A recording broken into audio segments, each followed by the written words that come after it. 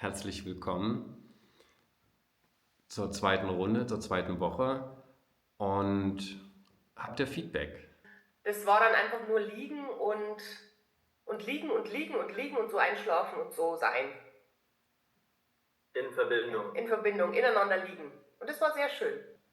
Genau, war uns als wir hatten ja gesagt, wir haben schon Slow-Sex-Erfahrung, aber so ohne jegliche Bewegung habe ich persönlich noch nie erlebt und es war, also ich kann nur für mich sprechen, sehr, sehr schön. Michael ist hier noch im Hintergrund, deswegen sieht er von dem noch nichts. Okay, also ihr habt zum ersten Mal so richtig stillen Sex probiert und Genau. Also langsam war, aber gar nicht bewegen war es zum ersten Mal für mich und ich fand es sehr, sehr schön. ja. Das ist so ein Spektrum, das kann man so aufmachen. Ne? Das ist komplett stiller Sex, das hier ist Auspeitschen und richtig wilder Sex. Und irgendwo dazwischen liegt diese Grenze zwischen diesem Slow-Sex-Bereich und diesem heißen konventionellen Sex. Und diese Grenze ist, kann ich jetzt aufhören, ohne frustriert zu sein?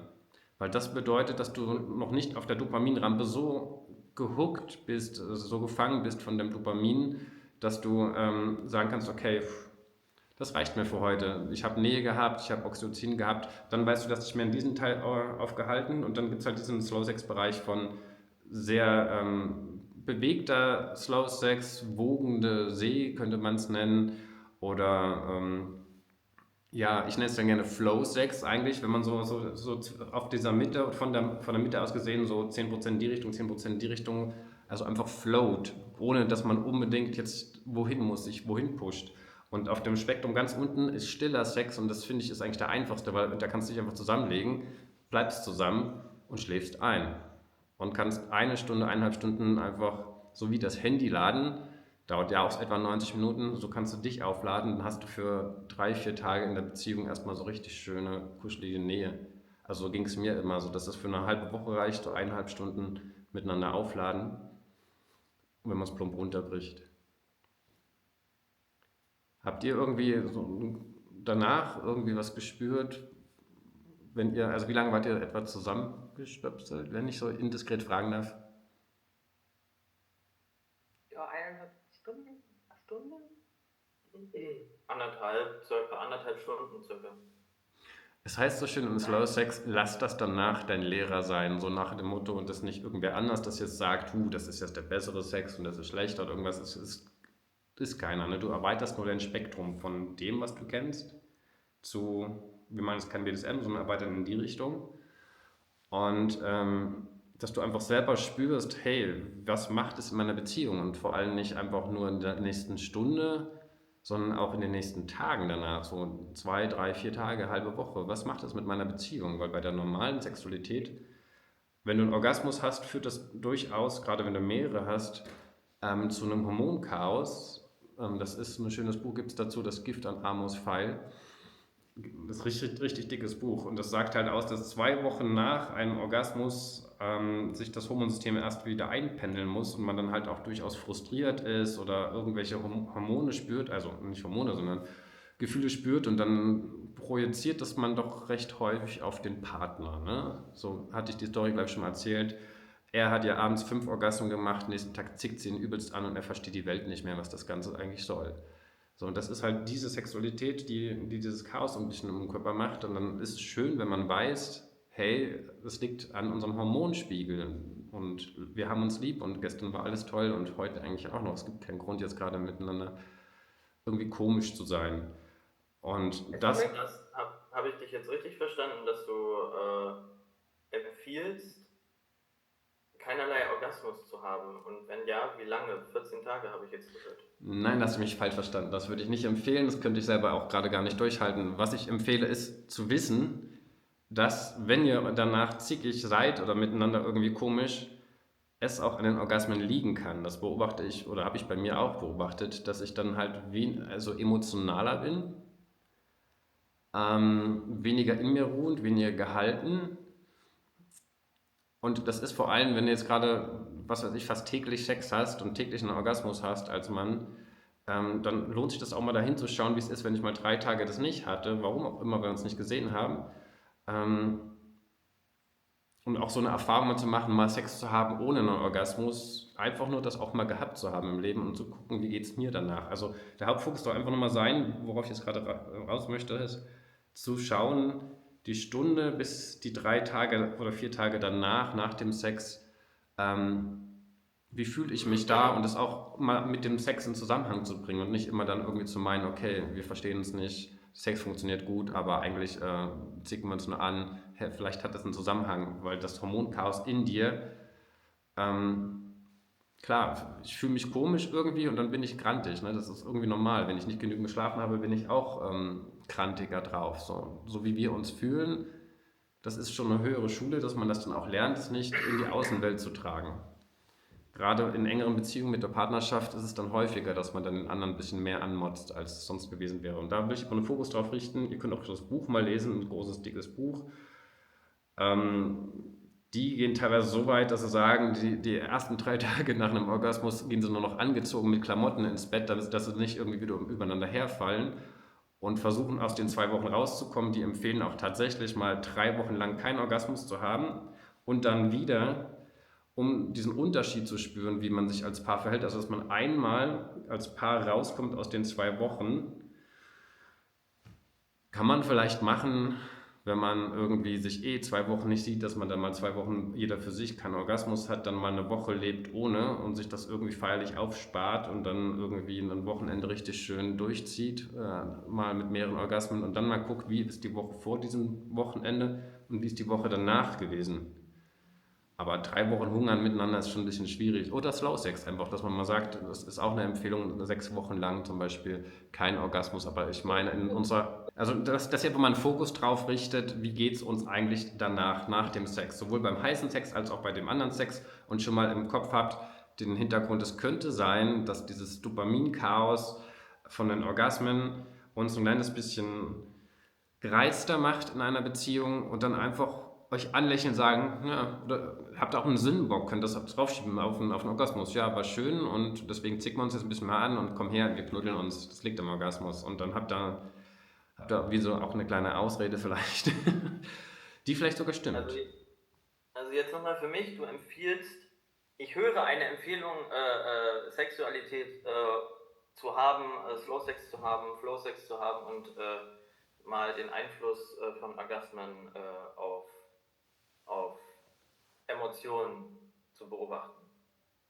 Ja, ja, im Kern empfehle ich einfach, egal welchen Sex ihr macht, spürt mal danach rein, wie es dir danach geht. Ich kenne es von dem Orgasmus-Sex tatsächlich, also mit dem Orgasmus, ne, das ist eigentlich wie so eine gemeinsame Drogenreise, wie wenn du MDMA genommen hast oder sowas, es flutet an, ich denke, ich bin übelst verliebt in dich und sowas, aber wenn es dann abbrechen kann, mit meinem Orgasmus geht es dann auf einmal bam runter und dann war auch schon so eine Situation, wo ich gesagt habe zu meiner Freundin, boah, es lohnt gar nicht jetzt in den Orgasmus, also die war noch nicht gekommen, war kurz davor. Ich sagte, eigentlich lohnt das gar nicht irgendwie, der ganze Zauber ist weg, irgendwie brauchst mir eigentlich gar nicht hinterherkommen, weil es war so ausgenüchtert, so wie aus der Wolke 7 runtergefallen. Und das ist halt so ein bisschen dieses Dopamin geht hoch und dann kickt es kurz, im Tantra sagt man es ja Bergorgasmus, der Höhepunkt, und dann fällt man aber wieder runter, während das andere halt ein Talorgasmus ist. Im Slow Sex ist es eher so eine langgezogene Ekstase, so ein tiefgründiges, ja, deswegen nennt man es Talorgasmus, ne? Weil es keinen Peak hat. Aber werdet ihr selber sehen. Deswegen meine Empfehlung, ähm, lass das danach dein Lehrer sein. So wie du dich danach fühlst, beobachte es mal so die 3 Tage danach. Genau. Okay, dann gibt es noch Feedback von jemand, der noch zugekommen ist. Ansonsten fragt man nachher nochmal rein zwischendurch, wenn die anderen da sind. Gut, für heute habe ich ein Programm, da dürft ihr gleich ganz viel mitmachen. Bei uns war es tatsächlich so, wir haben uns davor irgendwie 3,5 oder 4 Wochen nicht gesehen und also mir persönlich ist es sehr schwer gefallen, nicht ins Lustding rüber zu schwappen. Ja, haben wir dann im Endeffekt schon am Anfang doch kurz hinbekommen, aber irgendwann sind wir dann auch abgerutscht. Bewusst. Bewusst Bewusst abgerufen. bewusst abgerutscht. Ja. Das ist auch einfach, wir sind einfach noch ein paar geile Säcke, ne? Wir sind halt noch alle jung. Das ist, wenn dann im Alter von 50, 55, 60, er ist immer zu früh gekommen, sie hat keinen Orgasmus gehabt, 20 Jahre Ehe, die Kinder sind raus oder 30 Jahre Ehe. Und man ist gewohnt, keinen Sex oder keine Körperlichkeit mehr zu haben. Da ist Slow Sex natürlich schon ein riesiger Gewinn. Aber für uns, wir sind da Pioniere in unserer jungen Generation. Was ist, wenn wir immer noch spitz aufeinander sind und unsere Gene sich noch nicht oft genug gesagt haben, hey, lass uns kreuzen? Und das zu kombinieren, ist jetzt die Kunst oder mein Steckenpferd, wo ich jetzt drin auch forsche und wo ihr gerne mit dabei sein dürft. Und ich empfehle halt wenigstens, also trotzdem, wenn ich ehrlich bin, wir haben auch eigentlich fast immer noch heißen Sex kombiniert und dann hinten dran Slow Sex gemacht. Und das ist überhaupt kein Problem, dann einfach den nicht rauszuziehen, sondern drinnen zu lassen und sich in die Schere zu legen und dann zu entspannen. Und da kommen wir heute und beim nächsten Mal richtig rein, dass ich euch die ganzen Details gebe. Jetzt schon mal irgendwie, was mir gerade einfällt. Wenn du von heißen Sex in den Slow Sex wechselst, Geheimtipp, den werdet ihr wahrscheinlich so noch nie kriegen, irgendwo so einen kleinen. Bevor du dich rüberdrehst in den Slow Sex Position, dass du nochmal deine Vorhaut zurückziehst, wenn ihr jetzt ohne Kondom gemacht habt, ansonsten müsst ihr das Kondom irgendwie verwalten, dass du die Vorhaut nochmal bewusst zurückziehst, weil wenn sich dein Penis zurückzieht, zieht sich die Eichel in die Vorhaut rein und dann spürst du da nichts mehr. Und wir Männer sind da halt unglaublich sensibel auf der Vorhaut und drumherum halt einfach nur auf der Penishaut nicht so sensibel und dann kann es durchaus ein kleines bisschen frustrierend sein, so wenig zu spüren, weil er sich selbst in sein Schneckenhaus zurückgezogen hat. Und deswegen halt, das haben wir öfters vergessen, dann, wenn ihr wechselt, nach dem heißen Sex quasi, nach der Ejakulation, der Penis wird klein, habt ihr etwa 1, 2 Minuten in dieser Zeit die Vorhaut zurückziehen und euch umlegen und das noch nutzen, wo er noch so halb steif ist, dass ihr die Position richtig einruckelt, um dann im Slow Sex halt zu liegen. Da könnt ihr dann gerne eine halbe Stunde, eine Stunde einschlafen. Der Stöpsel ist ja drin, der läuft auch so schnell nicht so viel aus. Einfach nur nochmal einen kleinen Theorie-Input, auch den ich demnächst nochmal aufgreifen werde. Das Ego ist das Hauptproblem in einer Beziehung. Das ist einfach meine Erfahrung inzwischen und worauf ich hinaus möchte, ist, dass jeder irgendwie sieht so ein bisschen, das Ego Ego heißt eigentlich nur ich und das ist nur eine Ich-Idee, eine Idee, die ich von mir selbst habe, die habe ich selbst mir gebildet mit Beginn der Sprache, hat das Kind, in dem Kind gingen Ordner auf und die da heißen dann irgendwie, die das labeln, die Töne, die reinkommen von den Eltern, Mama, Papa, dies, das, jenes, werden phonetisch gespeichert und das führt dazu, dass das Kind halt das kombiniert miteinander und irgendwann sagen die Kinder dann auch mal den Namen, zum Beispiel Anna, Anna, Anna und es hört immer, das Bewusstsein in dem Menschen, in dem Körper hört immer, dass diesen Laut und dass damit dieses Körpersystem gemeint ist und identifiziert sich zunehmend mehr mit diesem Namen, den es hört, mit Anna. Und da das Bewusstsein so viel mit diesem Ordner quasi lebt und interagiert oder dieses Körpersystem mit diesem Ordner nach außen in die Welt tritt, mit diesem Anna, wächst das zunehmend mehr zusammen. Und spätestens da, wo die Eltern sagen, wenn das Kind sagt, Anna will Schokolade und in der dritten Person von sich redet und die Eltern korrigieren das Kind und sagen, sag doch mal, ich will Schokolade. Das ist der Punkt, wo es dreht, wo wir uns als Ich identifizieren mit Anna und unserem Selbstgefühl, unser Gefühl von das bin ich, zusammenlegen mit dem Bild von uns, was wir haben oder mit dem Namen und der Name ist wie so ein Gefäß und alles, was ich dazu denke, macht mein Gefühl aus von was ich bin. Und gerade wir Männer sind mehr verkopft und sind mehr mit das Bewusstsein mehr in den Gedankenkonstrukten gefangen und haben deswegen mehr ein Problem damit, wenn jemand an diesem Ich-Konstrukt wackelt. Du bist kein guter Autofahrer, kein guter Liebhaber, dein Status sozusagen, und da kommt auch nochmal die Biologie rein mit der Hierarchie, wo stehe ich, weil ich bin noch Alpha, ich soll meine Gene doch verbreiten. Frauen sind mehr in ihrem Körper, im Sein, in meinem Gefühl, und verlieren sich eher in der Identifikation mit ihrem Gefühl. Und das einfach auch bewusst zu haben, kann sehr viel Frieden in der Beziehung bringen, es einfach nicht so ernst zu nehmen. Weder die Gedanken noch die Gefühle. Denn die meisten Gefühle entstehen auch aus Gedanken, sind nur der Schatten von Gedanken. Und weil das Ganze soll ja nicht nur um Slow Sex gehen, sondern auch Frieden und Sanftheit und Liebe in die Beziehung bringen. Deswegen dieser Punkt, dass ihr es mal ausprobiert, vielleicht eure Ich-Idee und eure Gefühle und eure Meinung. Eine Meinung ist auch nur ein Gedanke, nicht zu ernst zu nehmen und offen seid und bleibt immer für die Perspektive des anderen. Es gibt immer 3 Perspektiven. Meine Perspektive, die Perspektive des anderen und die dritte Perspektive, die wir beide nicht sehen. Mindestens diese 3 Perspektiven gibt es. Und das wird zu mehr Frieden führen, wenn ihr diese Ich-Idee, die ihr von euch habt, und die Gefühle und die Meinung, was ja auch nur Gedanken sind, nicht mehr so ernst nehmt. Das war jetzt nochmal so ein Impuls, den ich geben wollte diesmal. Ich werde auch die nächsten Male da auch ein kleines bisschen aus dieser Kategorie, wer bin ich eigentlich, Selbsterkenntnis und wie sich das auf eine Beziehung auswirkt, noch mit einfließen lassen. So, dann lasst uns mal in die Wertschätzungsrunde gehen miteinander. Da sind wir nämlich auch bei dem Punkt, auch wenn ich mich nicht mehr so sehr identifiziere mit meiner Ich-Idee und diesem Namen und Gefäß, was ich mir alles vorstelle, was ich bin, sind wir trotzdem so tief damit verwoben, dass es uns immer gut tut, wenn jemand mal was Positives sagt. Denn das Negative hören wir ständig und wir wurden immer klein gemacht, immer diese Nein, Nein, Nein von den Eltern. Ich habe das auch gemerkt bei meiner Tochter. Man sagt nicht jedes Mal ja, ja, ja, irgendwie, wenn es einen Schritt macht. Aber man sagt aber nein, wenn eine Gefahr da ist. Und wenn man in einer Stadt wohnt, sind viele Gefahren da mit Straße, dies, das, jenes, Dreck im Mund, irgendein Zigarettenstummel im Mund und sowas. Und deswegen, wir sind viel mit einem Nein groß geworden und das ist unten drunter echt eine schwere Basis, die wir alle mit uns rumtragen. Und deswegen ist es so schön, mal ein Ja zu hören oder das Positive zu hören, dass ich bin okay und jemand wertschätzt an mir dies und das und jenes. Und deswegen ist die Wertschätzung so gut, gerade wenn sich als Paar dann schon irgendwie ein bisschen angegiftet hat mal wieder, weil man sich missverstanden hat. Eigentlich ist alles in einer Beziehung Kommunikationsprobleme.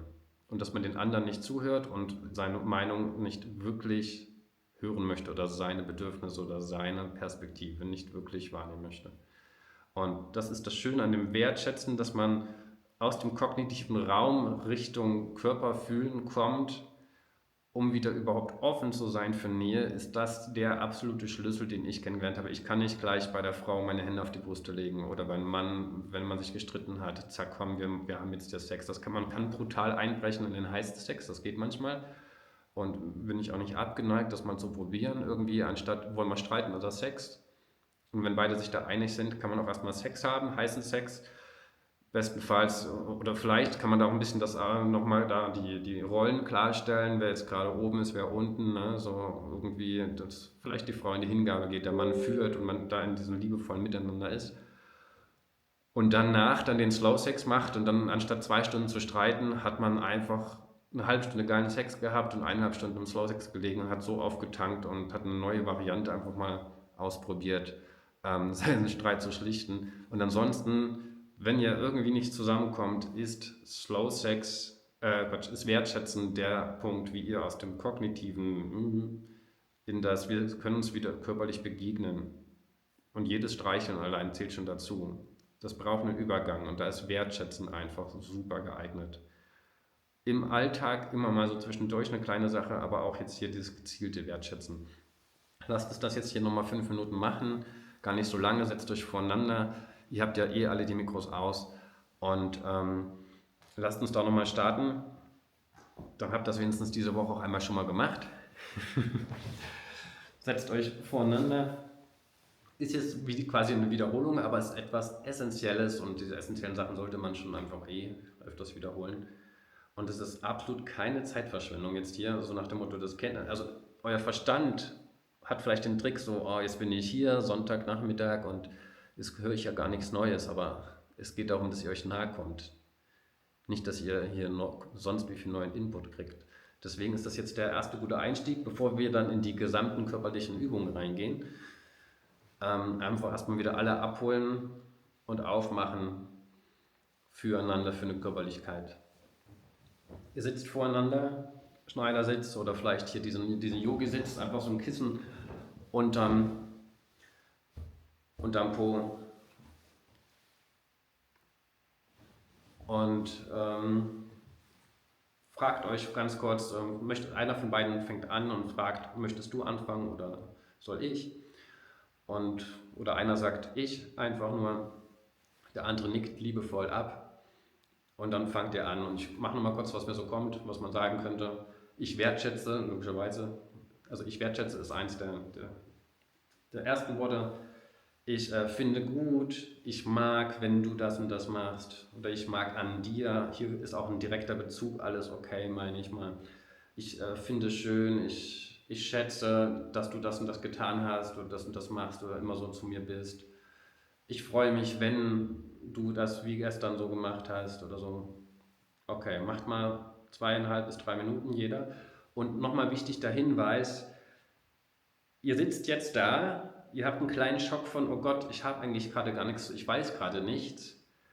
Nicht, dass mein Partner das jetzt auffällt oder er denkt, ich liebe ihn nicht oder mein Ego denkt sich so, weiß ich denn gerade nichts über ihn? Das ist normal, dass du gerade noch nichts weißt.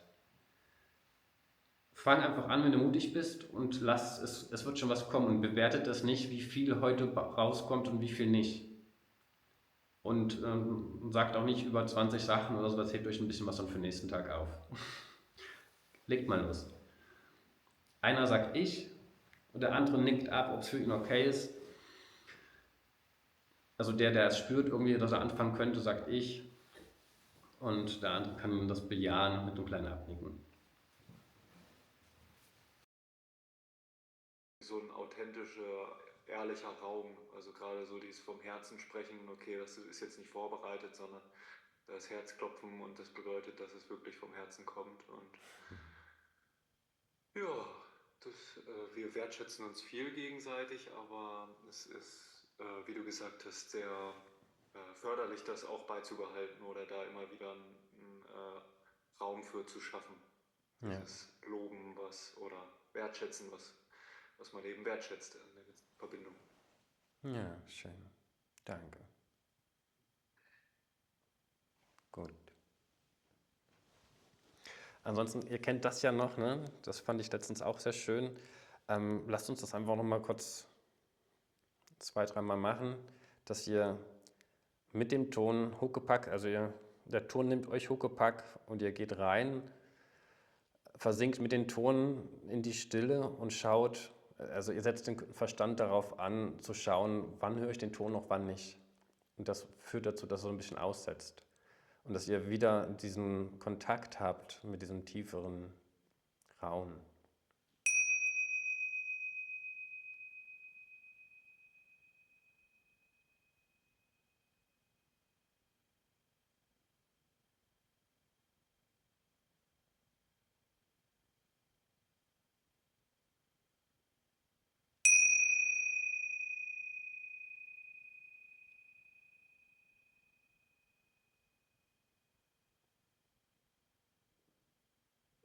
Das ist sehr schön, um innerhalb von einer halben Minute oder sowas mal, okay, das ist eigentlich der Raum, aus dem heraus ich agieren möchte, mit meinem Partner und in der Welt und nicht dieser Kopf, der so durcheinander wirbelt. Okay, nächste Übung, wie ihr einsteigen könnt nach dem Wertschätzen in einer Begegnung, ist Füße halten. Das heißt, einer legt sich jetzt hin auf das Bett, wir sind jetzt ab sofort immer auf der Matratze. Schaltet euch die Videos gerne raus, wenn ihr das nicht braucht. Auf der anderen Seite seht nur ich und die anderen die Videos. Das ist nirgendwo anders zu sehen, nur der Ton ist dann mit auf dem Video drauf, weil ihr halt unter der Kamera seid. Und hier ist der Ton, glaube ich, geht das hier rauf. Okay, einer legt sich auf die Matratze und da könnt ihr auch ein bisschen experimentieren. Zum Beispiel auf dem Rücken liegen ist für denjenigen, der sich hinlegt, erstmal irgendwie natürlicher.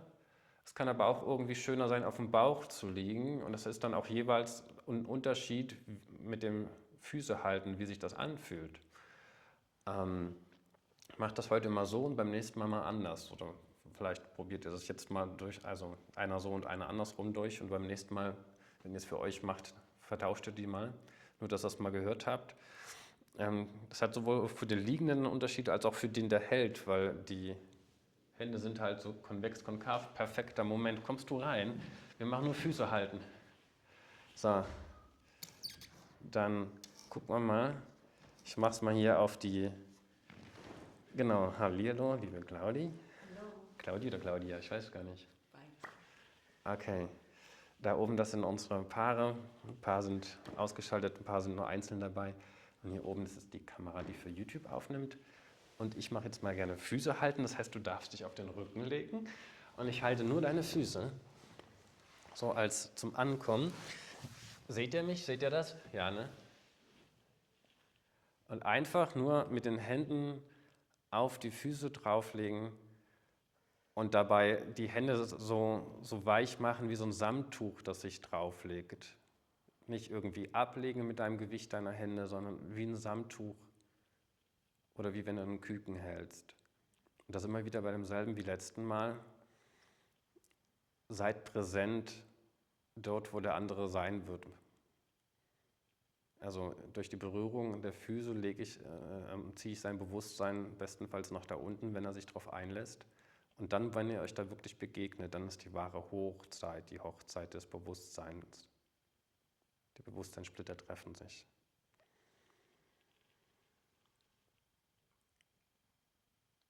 Und wenn ihr es ein bisschen gehalten habt, dann könnt ihr auch mal versuchen, in den Atemrhythmus des anderen mit einzuschwingen, euch mit einzugrooven. Und auf diese Weise ein bisschen mit ihm anzukommen.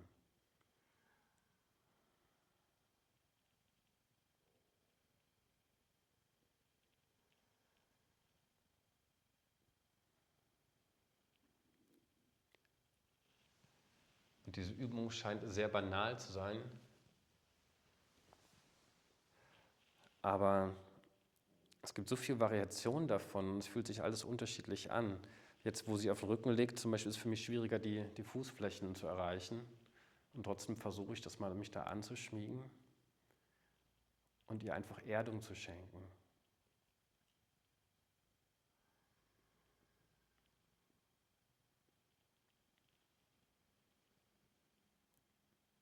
Und versuche wieder, mich auf ihren Atemrhythmus einzustimmen.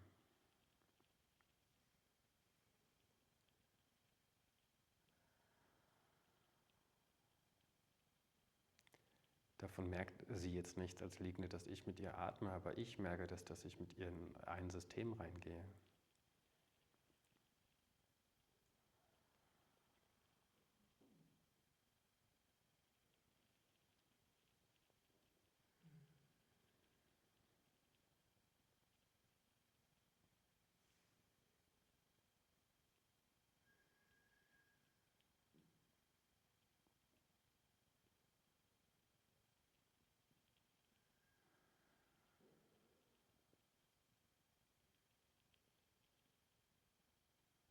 Und schau ruhig als derjenige, der hält, ob deine Hände weich sind und sich anschmiegen oder du irgendwie zu viel Spannung drauf hast.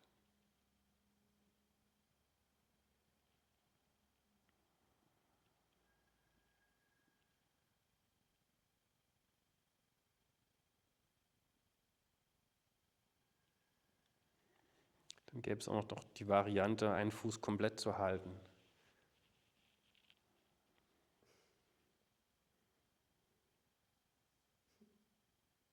Was macht das?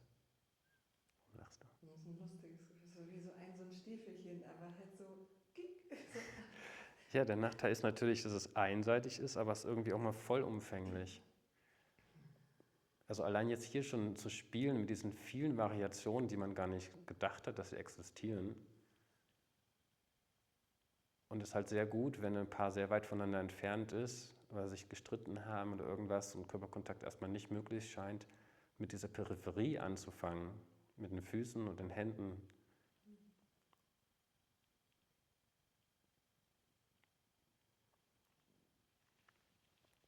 Und wenn ihr wechselt, ganz liebevoll und sanft und immer mit dem Bewusstsein da, als würde bei euch irgendwie Liebe rausfließen aus den Fingerspitzen. Und sanft umhüllen wie ein Samttuch den anderen Fuß.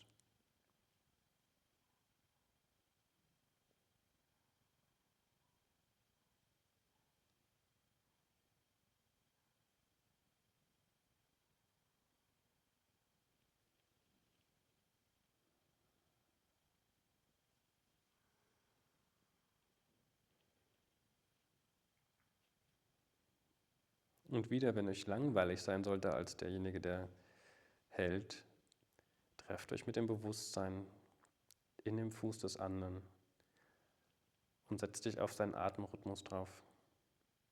Schwing mit ihm mit.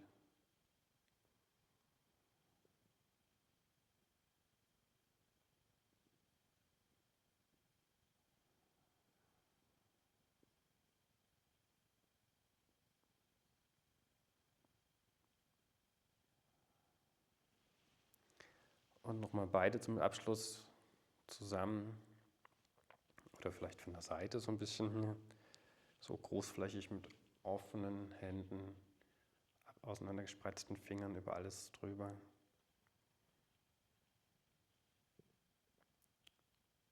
Und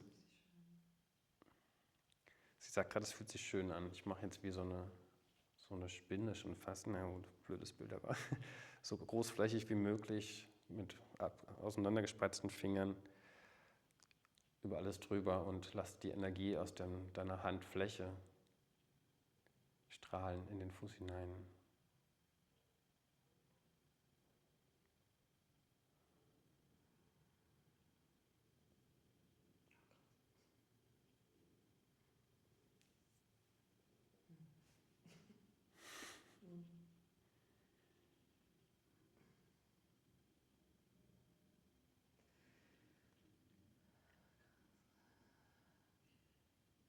Könnt ihr auch als Single machen, so als erste Übung, um jemanden ein bisschen anzugraben. So ganz was Unschuldiges, was einen ersten Kontakt zwischen den Körpern herstellt.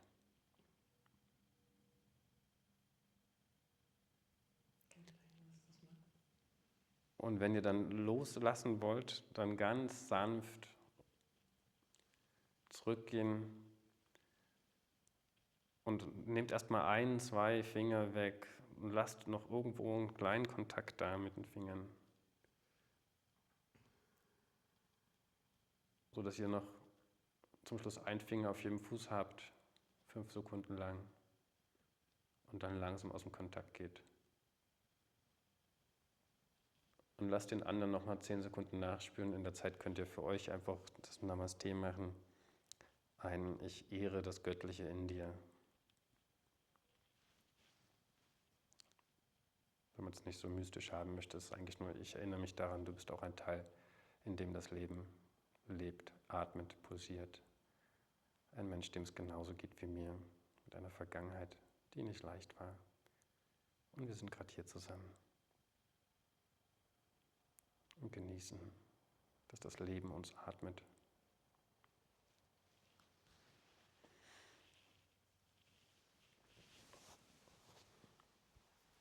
Und dann könnt ihr euch aufmachen zum Partnerwechsel, also einen Positionwechsel. Nur, dass das nochmal so kurz geklärt ist, auch eigentlich ist das so 3 Minuten für jeden angedacht, aber dadurch, dass ich jetzt viele verschiedene Möglichkeiten gezeigt habe, wie man die Füße halten kann, waren es jetzt ein bisschen länger. Eigentlich so 3 Minuten jeder, nicht, dass man das dann irgendwann auslässt, die Übung, weil man denkt, boah, die ist jetzt zu lange, das sparen wir uns, ich will gleich rein oder so. Kann auch echt mal sehr schön sein, deswegen gut, dass das jetzt mitmacht. Kurz mal ein Feedback, hört ihr mich, wenn ich da hinten sitze und rede? Ist es trotzdem laut genug? Okay, ein Daumen nach oben war das. Gut. Machst du es andersrum auch? Ja. Aber dann wird es wahrscheinlich schwierig. Ich weiß nämlich nicht, wie die Kamera dich jetzt trackt, wenn ich jetzt hier liege. Nehmt ihr mich dann? Sieht man dich? Warte, ich korrigiere die einfach ein bisschen rüber hier oben. So.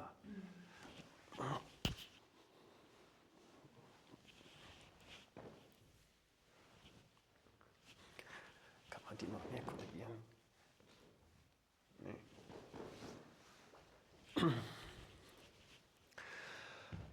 Ach so, wir machen die Position jetzt mal andersrum. Hatte ich ja, glaube ich, angemerkt, dass wir das mal spaßenshalber machen, dass man das auch so rum machen kann, dass ich jetzt auf dem Bauch liege. Für mich ist es ich muss in die andere Richtung reden. Für mich ist es jetzt zum Beispiel so entspannter, weil ich vielleicht ja die ganze Zeit schon so offen in der Welt war heute und möchte mich ein bisschen mehr einkringeln in mir selbst, so dieses Embryonale, und kuschel mich dann ein bisschen auf die Matratze, in die Matratze rein mag das gerade zum Beispiel jetzt so zu haben, dann startet derjenige ja mit den Fußflächen, weil er die Hände einfach da drauf legt. Und du wirst merken, dadurch, dass es halt konvex, konkav, die Überstreckung, die Überwölbung ist, dass es ein bisschen anstrengend erstmal ist für deine Handflächen, die da reinzulegen, aber versuch trotzdem irgendwie sanft wie ein Tuch dich da drauf zu legen. Gerne schon mit ein bisschen Druck, also ein bisschen Kontakt, sodass der andere dich richtig spürt und dich wahrnimmt als, das erdet mich. Aber trotzdem angeschmiegt.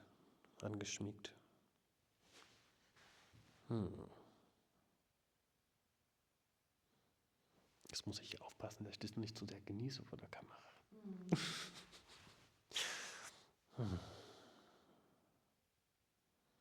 Ich vergesse auch immer wieder, wie gut das eigentlich tut.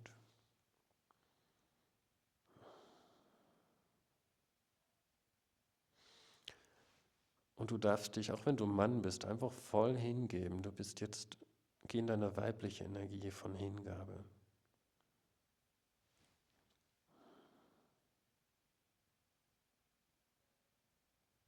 Loslassen, sein,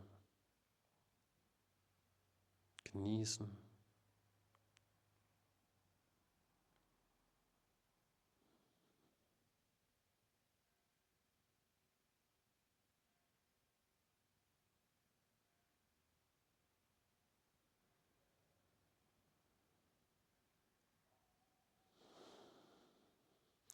Ich merke, das kann man echt lange eigentlich so halten und genießen.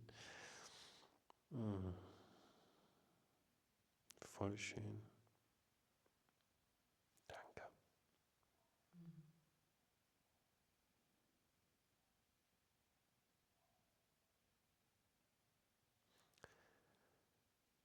Okay, ihr könnt das dann, wenn ihr das für euch privat macht, noch ein bisschen länger ausdehnen. Wir haben heute noch einige Übungen.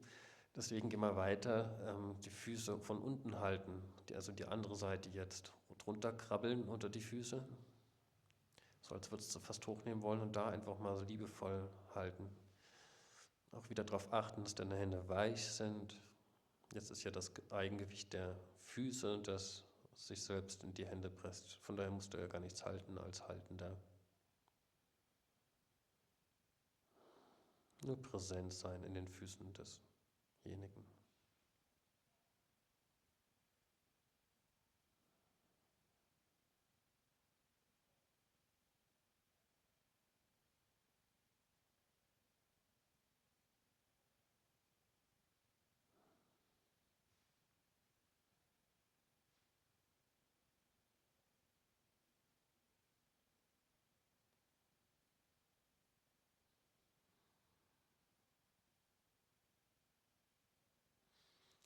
Ich merke zum Beispiel, es wäre noch fast ein bisschen schöner, glaube ich, oder fühlt sich an, wenn du ein bisschen tiefer zu meinen Fußspitzen gehen könntest. So. Und wir können gerne ein bisschen forschen, ausprobieren miteinander.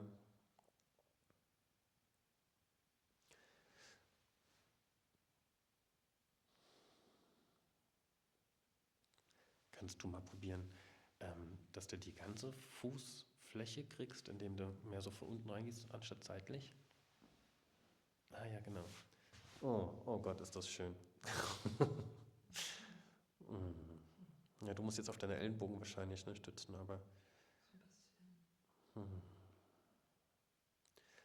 ihr seid dann wahrscheinlich außerhalb des Bettes und sitzt vor dem Bett als derjenige, der hält.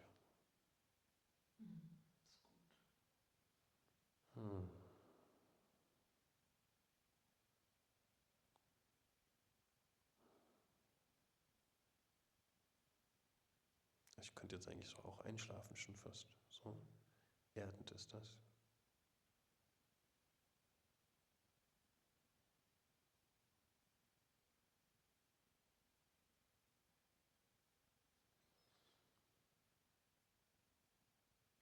Okay, macht nochmal einen Fuß einzeln. Das mag ich jetzt auch mal probieren und fühlen, wie das so ist. Langsam loslösen von dem einen Fuß und zum anderen gehen, das ein Fuß von beiden Händen sanft umschlossen ist.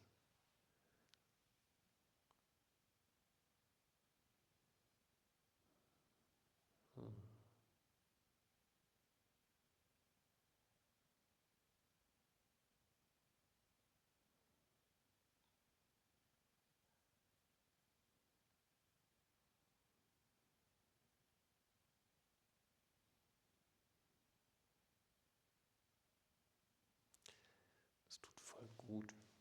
Ihr könnt es auch eurem Partner mal sagen, wenn ihr es so richtig gut findet.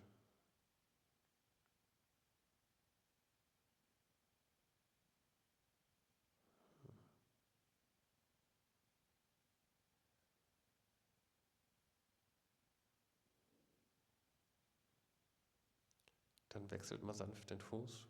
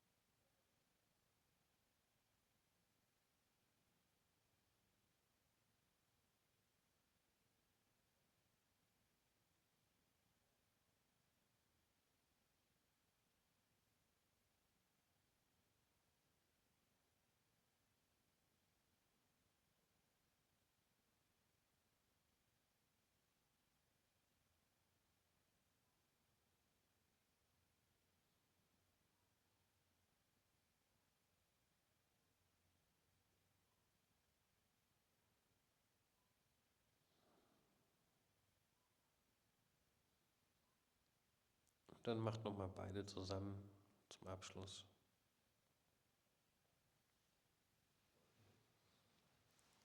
Da hat man eben auch so große Spinnenhände gemacht. Vielleicht könnt ihr es da mal mit probieren. Könntest die auch zusammenführen? Die Füße zusammenführen? Ja. Probieren wir, ja. Vielleicht ist es aber liebevoll langsam. Genau.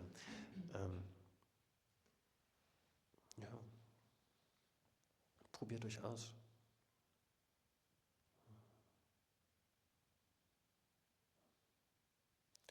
Und zum Beispiel ist das auch gerade schön, dass deine Finger meine Fußvorderseite so umschließen und dein Daumen dann nochmal auf der Fußsohle drauf liegt, so ein bisschen. Damit kannst du so beide Seiten ein bisschen tätschen, kontakten.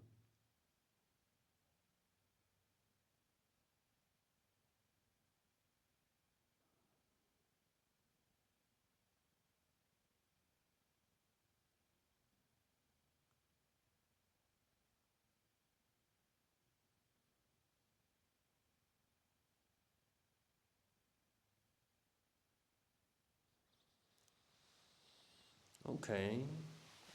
Langsames Ablösen des Fußes, der Finger vom Fuß. Bis nur noch 2 Finger, also einer an jedem dran ist.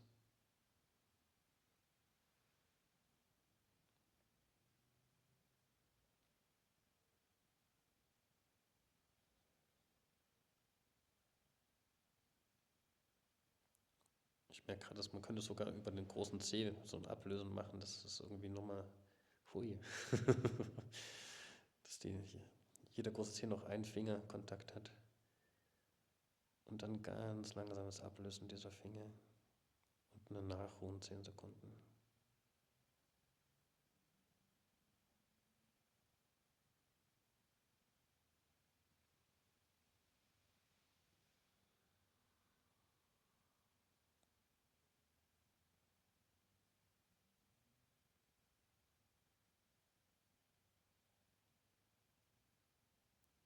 Und der gehalten hat, darf innerlich für sich ein Namaste machen. Sich daran erinnern, dass der vor ihm liegt, auch ein wundervoller Ausdruck ist des einen, das sich selbst bespielt, bespaßt und atmet in einem anderen Menschen.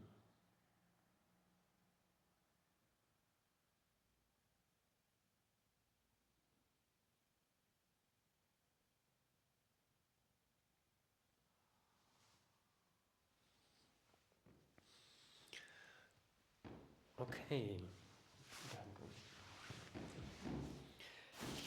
Wir liegen mal wieder im Zeitplan ganz gut. Zurück. Ich muss jetzt gucken, ob ich noch eine Übung rauswerfe, aber eigentlich möchte ich das nicht.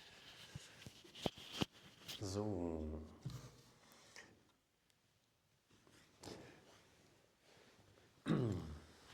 Seid ihr noch da?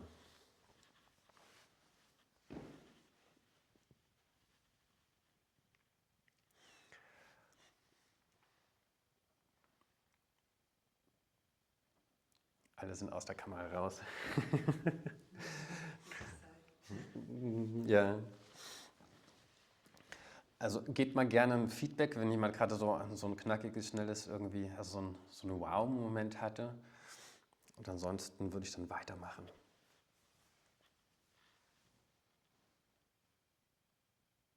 Ja, Sören hat was. Sören hat was. Also, ich fand, so ein Wow-Moment war jetzt so richtiges Ankommen. Wir haben uns ja jetzt ganz kurzfristig getroffen. Und nach der Wertschätzung war jetzt das Halten, das war richtig gut. Also, es war zwar ein bisschen wie Einschlafen, aber es ist ja kein Schlafen. Es ist so ein beieinander ankommen. Voll schön.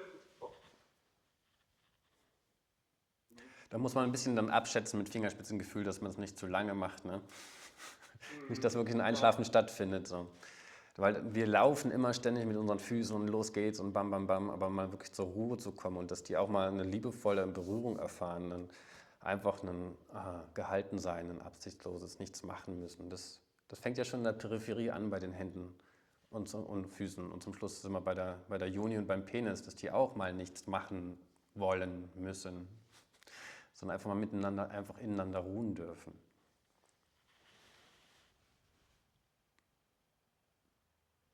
Was bei mir war, die Berührung an den Fußsohlen war wirklich so sehr Erdendes. Also da habe ich sehr so dieses Ankommen, gehalten werden, Erdenergie so gespürt, ganz berührend irgendwie. Ja. Schön.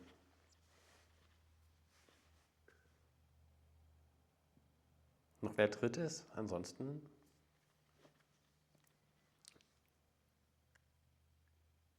Kein Impuls, okay.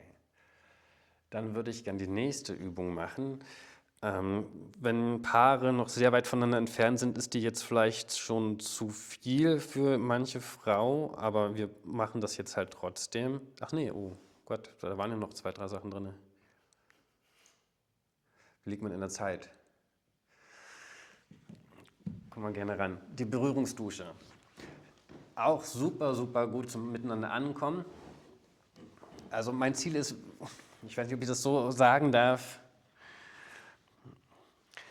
wenn ich mit meiner Freundin damals Sex hatte und wir im Sex waren, war immer gut. Aber um in den Sex zu kommen, war es hochproblematisch. Und das war das Problem. Und da hatte der andere Slow-Sex-Kurs von Jella irgendwie dann auch aufgehört, beziehungsweise da fing der an so, okay, ihr seid zusammen. Und für mich war die Frage, okay, wie kommen wir überhaupt zusammen? Und das war zum Schluss das größte Problem, dass wir überhaupt zusammenkommen. Und mein ganzes Streben in den letzten Jahren ist eigentlich, Frauen mal die Ohren kurz zuhalten, dass die Frau sich öffnen kann, dass der Schoßraum der Frau aufgeht, dass sie den Penis überhaupt aufnehmen kann. Ich sage es jetzt mal so liebevoll, für uns Männer plump, Sesam, öffne dich. Oder wie komme ich überhaupt rein?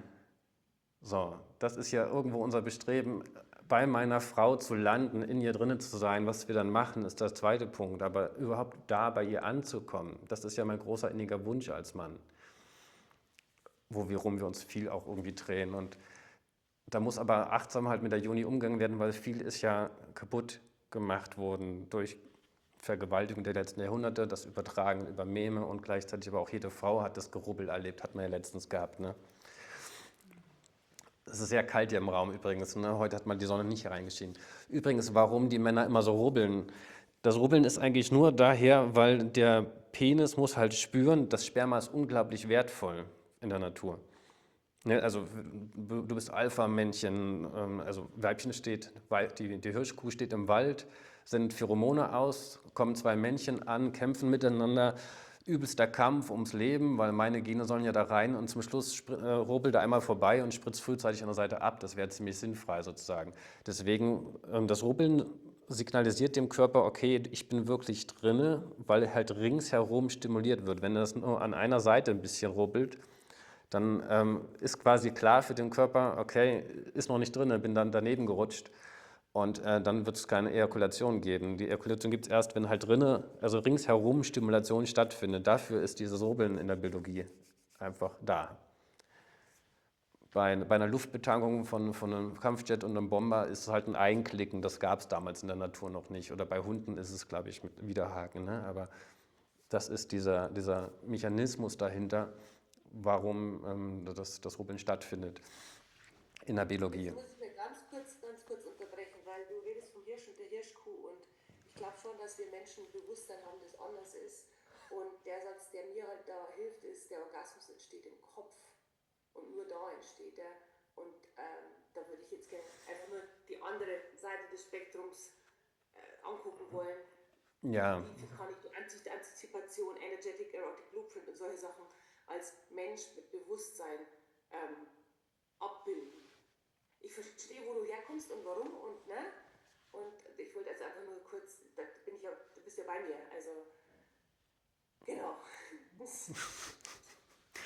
Ja, trotzdem gibt es ja. Wir Menschen sind ja die einzigen Säugetiere, die sich ja nicht zur Fortpflanzung auch Verbinden können. Aber die meisten. Auch, okay, Ja, aber ja. Delfine auch, aber wir sind keine Hirschkühe und Hirsche. Ich weiß, dass wir das nicht sind, aber das ist das, was unten drunter wirkt, archaisch. Wenn wir nicht mit Bewusstsein, so wie du das sagst, was wir auch können als Menschen, da mal kurz reingucken. Deswegen machen wir das Ganze ja hier, dass wir mal raufgucken. Und kein Tier kann Slow Sex, weil es eben nicht anhalten kann, weil es vorwärts treibt bis zur Ejakulation. Okay, die Berührungsdusche. Wir sitzen voreinander mit unserem Partner und wir klären ganz kurz Partner A, Partner B. Bestenfalls, wenn ihr das jetzt zum Beispiel als erste Übung macht, derjenige, der am meisten im Kopf ist, der ist zum Partner A, der dann halt berührt wird von Partner B. Ich merke hier gerade, mit den Knien könntet ihr auch so machen, dass ihr besser ineinander reinrutschen könnt, indem ihr ja so ineinander reinfahrt mit den Knien. Ne, dass ihr nicht Knie gegen Knie macht, sondern so ein bisschen so. Seht ihr, was ich meine? Auch so hier, da, besser zu sehen. Jetzt klar? Ja, ne? Okay. Und dann einfach 2 Minuten. Kommen wir noch ein bisschen ran? Ich mache jetzt mal, dass du Partner A bist, ja? Weil ich immer so viel quatsche. So, und dann Partner A darf die Augen schließen. Und es gibt jetzt einfach eine ganz zarte, warme Berührungsdusche, die von oben nach unten. Und da dürft ihr auch mit der Zeit, mit den Malen, wo ihr das macht, spielen.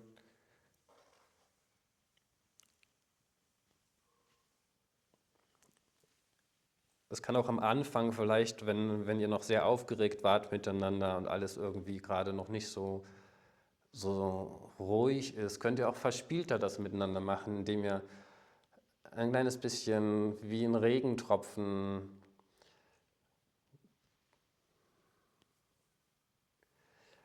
das macht. Könnt auch auf einer Seite runtergehen. Hat beides eine Qualität. Wenn ich auf einer Seite mache, dann kann sich das Bewusstsein besser treffen an der Stelle. Wenn ich mit beiden Seiten gleichzeitig mache,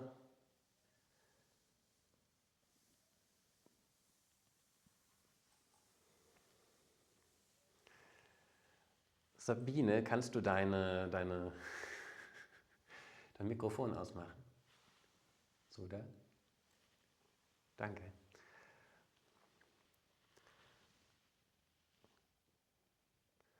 Und versucht wieder mit dem Bewusstsein da zu sein, wo ihr ihn reinzieht, den anderen, an der Berührungsstelle. Und sonst eine Grundregel, mach halb so schnell, wie du denkst, dass langsam ist.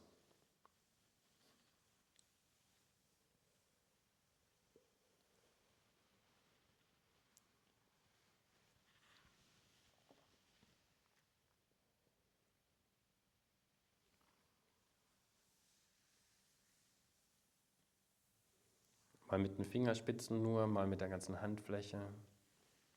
Spielt.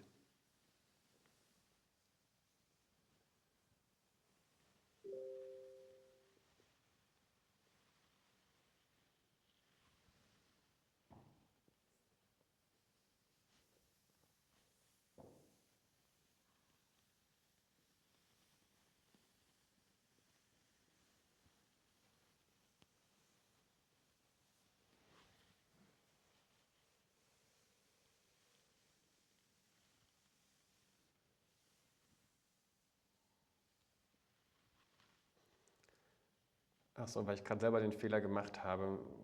Fühlt mal rein den Unterschied, wenn ihr von unten nach oben geht und den Kontakt plötzlich komplett verliert mit dem anderen, ist es weniger schön, glaube ich, als wenn ihr erst mit einer Hand hochgeht und mit der anderen Hand den Kontakt unten haltet und dann die andere Hand hinterher zieht. Ich zeige es mal ganz kurz. Dass da noch ein Halten stattfindet mit der einen Hand, während ihr hochgeht. Auch wieder Samt wie ein Samttuch. Und dann mit der anderen Hand dazu kommt.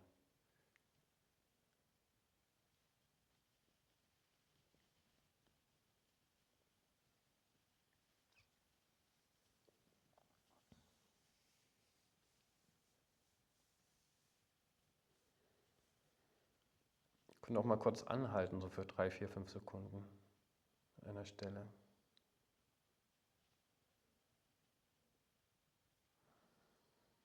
Und miteinander atmen im Gleichtakt für ein paar Atemzüge.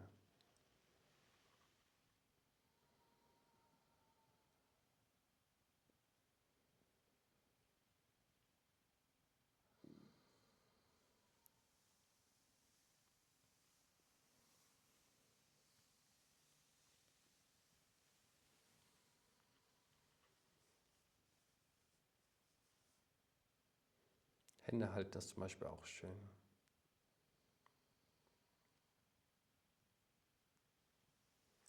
Oder die Knie.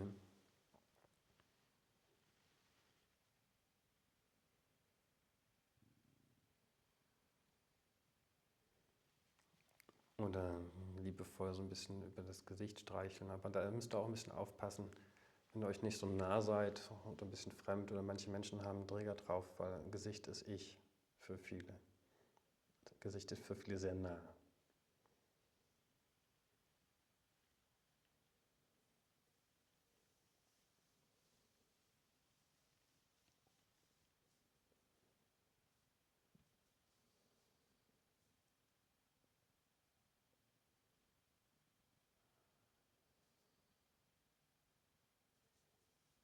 Und manchmal ist es auch schön, hier oben nur mit einem Finger Details zu machen. Mit einem Finger von jeder Hand.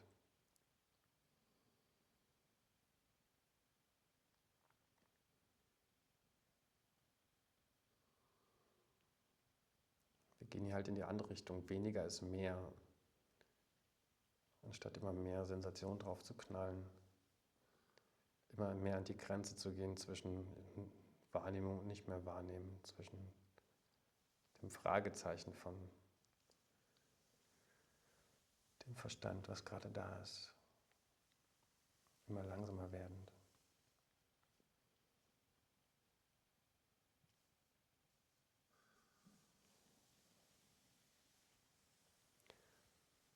Und zum Abschluss haltet gern die Hände.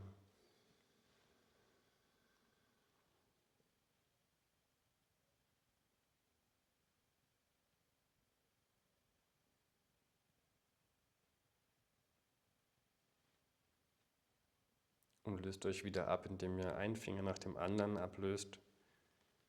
An einer Stelle, die vielleicht schön ist, vielleicht sogar, um es sehr intim zu machen, nehmt ihr nur noch die Zeigefinger und berührt die anderen Zeigefingerspitzen von unten, also dass wirklich die sanften Teile der Zeigefinger aufeinander liegen.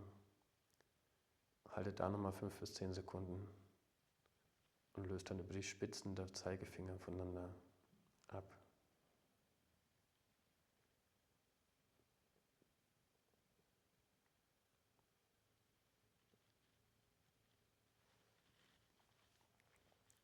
einbringen. Was für mich mega öffnend ist, wenn der Rücken berührt und warm ist. Da war ich gerade nicht dran am Rücken, ne? Mhm. Ja, das ist krass, wie viel man eigentlich, also man kann eine halbe Stunde fast in so einer Übung verbringen. Mhm. Hier hinten, ne, hätte ich dir jetzt noch näher kommen müssen. Und Das ist dann, natürlich nah, ne? ja.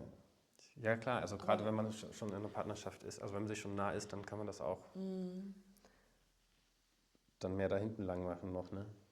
Ich finde, wenn der Rücken warm und sicher ist, dann können die Weichteile vorne sich öffnen. Ah, guter Einwand. Ja. Das ist jetzt natürlich noch mehr so, wenn man gerade irgendwie also wenn man sich noch nicht so nah ist, dann ist das, glaube ich, noch ein bisschen mehr Distanz, als wenn ich gleich so rangehe. Ja, oder du gehst halt von hinten.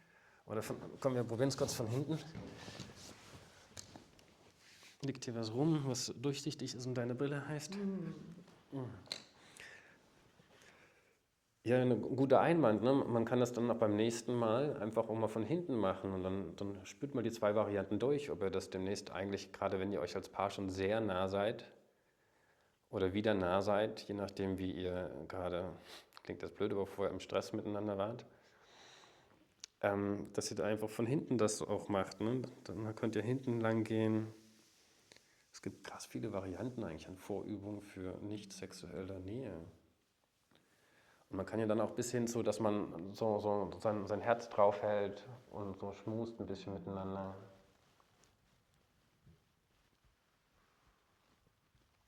Bis hin zu, dass man auch ein bisschen schwingt miteinander. Dass ich quasi hier so führe.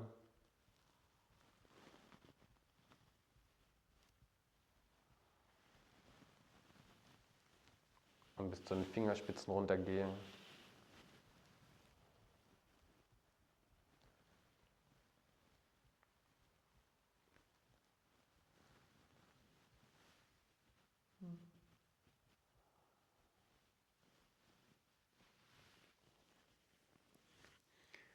Okay, dann machen wir jetzt mit Partnerwechsel.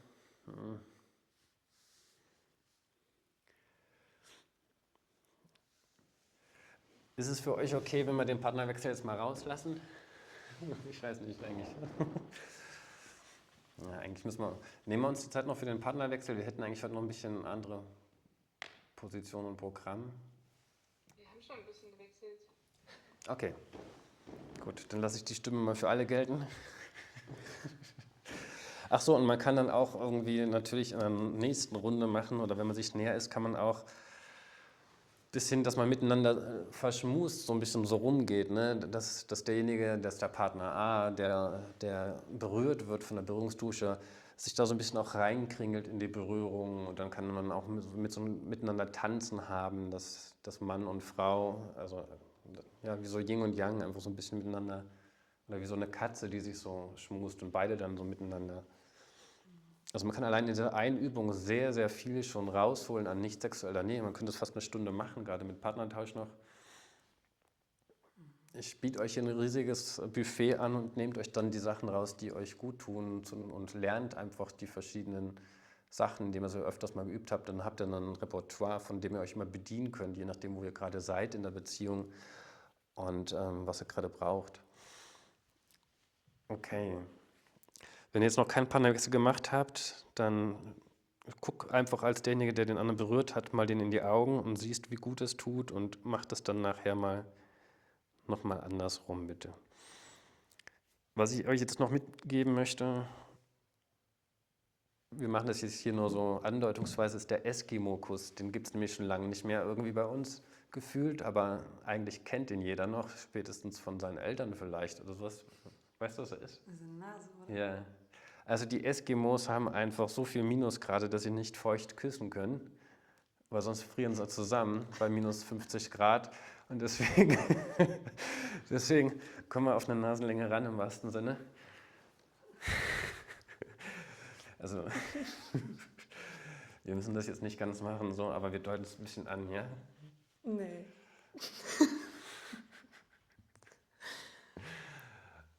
Okay. Ihr kennt das noch vielleicht vom Anfang der Beziehung, wo man sich gerade so frisch kennenlernt, dass man dass man sich irgendwann mehr von der Peripherie, von mal anflunkern oder sowas zum Zentrum des Ich-Gefühls, des Kopfes vortastet und dann irgendwann miteinander so ein bisschen so ein verschmustes irgendwie sowas hat. Ne? Kannst du auch wie du mit den Katzen machst, so ein bisschen miteinander. Und dann zum Schluss Wange an Wange, irgendwie Stirn an Stirn ist zum Beispiel auch schon ganz schön. Ich bin so ein bisschen irritiert, weil... Naja, okay. Alles gut. Okay, und dann irgendwann hat man ja das so, dass man die Nasen voneinander hat, ne? Und da ist auch sehr spannend, dass ihr so in den Kontakt geht, nur mit den Nasenspitzen, dass ihr nicht wisst, berühren sie sich jetzt oder berühren sie sich nicht, also in dieses Nichtwissen euch hinein justiert mit der Millimeterarbeit so ein bisschen, dass dann vielleicht die Härchen sich einfach nur spüren vorne von der Nasenspitze. Also ich habe keine Haare auf der Nase. Okay. Okay, ja, also vielleicht sind auch keine Haare, sondern einfach nur so ein bisschen. Doch, da sind immer so ganz wenig irgendwas. Also nicht so lange, sondern so halbe Millimeter feiner Flaum, oder? Okay. Also es ist wirklich extremes Feinjustieren.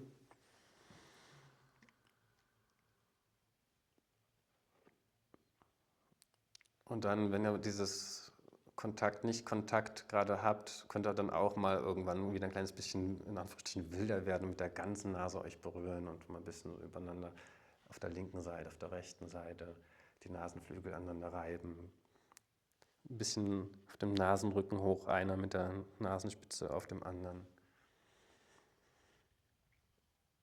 Und es schafft sehr viel Nähe, oder? Mir ist kalt. Ist arschkalt. Ja, ne? Ich habe hier warmen Tee.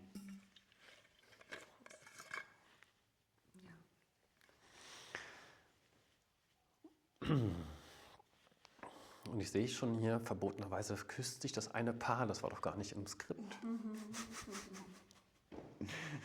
Genau, und je nachdem, wie weit ihr euch nah seid, kann das natürlich jederzeit dazu führen, dass ihr euch einfach spontan noch näher sein wollt.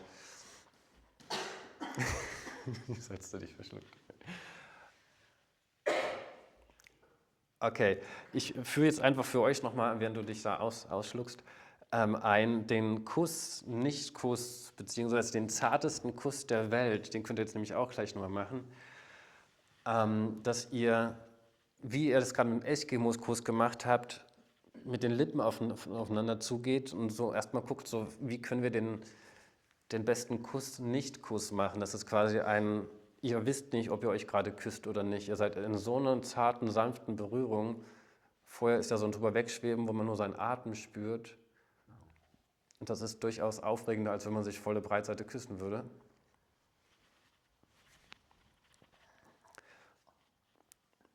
Und dann hast du zu probieren, den zartesten Kuss der Welt mal miteinander zu machen. So ganz weiche Lippen. Das ist nämlich Slow Sex, sind die Lippen weich beim Küssen. Hab ich noch gar nicht irgendwo gesagt bisher. Gute Info. Ja.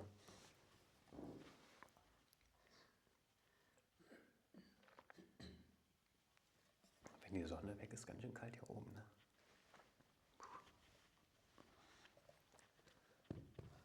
Aber geht's. Ich werde auch sein. Willst du noch was anzuziehen holen?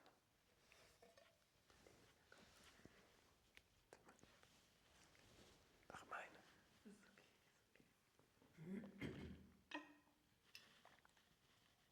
Möchtest du noch?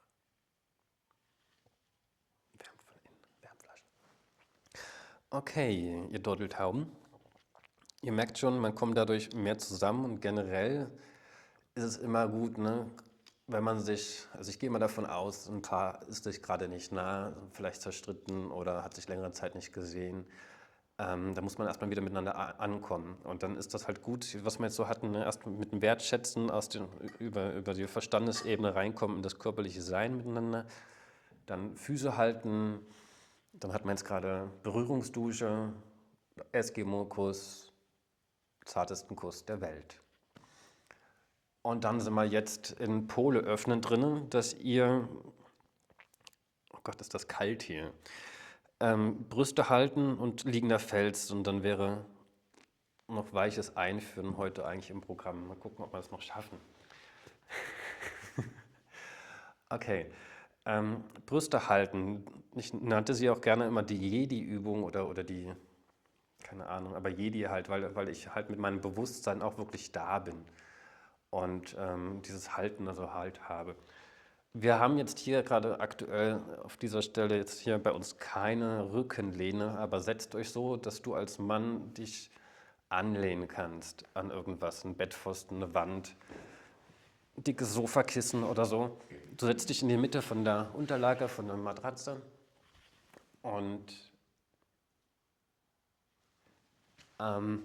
die Frau darf sich gerne hier reinlegen in deinen Schoßraum und eine Empfehlung, noch ein kleines Kissen, das ist jetzt ziemlich groß schon, hier reinzulegen in den Schoßraum, dass diese Lücke, dieses Loch, was sonst sich da eröffnet, einfach nicht da ist.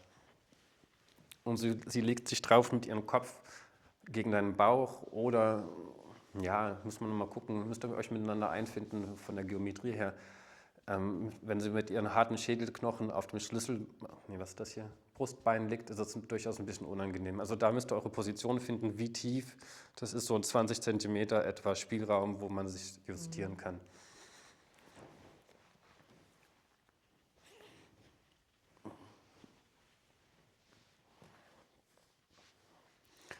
Genau, und ich muss mich jetzt hier halt ein bisschen halten, weil ich keine Rückenlehne habe. Es geht auch zur Not, aber es ist natürlich bequemer, wenn ich mich auch anlehnen kann. Genau. Wie findest du es gerade? Mittel. Versuch mal aus Mittel irgendwie besser zu machen. Oder schöner. Ja. Der Kopf ist abgeknickt, das ist da. Vielleicht doch hier oben ein Kissen hin. Dass du hier oben. Vielleicht. Also generell macht es euch schön, ne? Das ist keine Kritik, wenn dein Partner sagt, können wir noch das und das machen. Da sind wir wieder bei dem Thema Ego, das Ego rauslassen, das Ego nicht so ernst nehmen, sondern es ist einfach für euch beide wesentlich schöner, wenn es schön ist. Simpel eigentlich. Und versuch's immer noch ein bisschen zu fein justieren. Manchmal sind es einige Zentimeter, die alles ausmachen, also nochmal wirklich 10% draufpacken. Du kannst auch sonst noch vielleicht ein bisschen tiefer rutschen, wenn es dir lieber ist. Wenn das gut geht, ja. Geht so, okay. Nee, so ist Ja? gut. So ist gut. Okay. Bist du sicher, dass du den Kopf so abgeknickt haben möchtest? Er ist viel weniger abgeknickt als vorher und ich bin recht zufrieden. Danke. Okay. Ist unterschiedlich. In meiner Lebenserfahrung war es sonst immer symmetrisch. Für mich ist gerade ein bisschen erstmal komisch, dass er ein bisschen schräg zur Seite ist. Nee, so ist er halt so abgeknickt. Ja, okay. Das ist viel unangenehm. Du kannst maximal noch tiefer rutschen, aber... Ich habe mich justiert, vielen Dank. Gut, super. Alles spontan hier. Danke, dass du es machst übrigens. Sehr gern.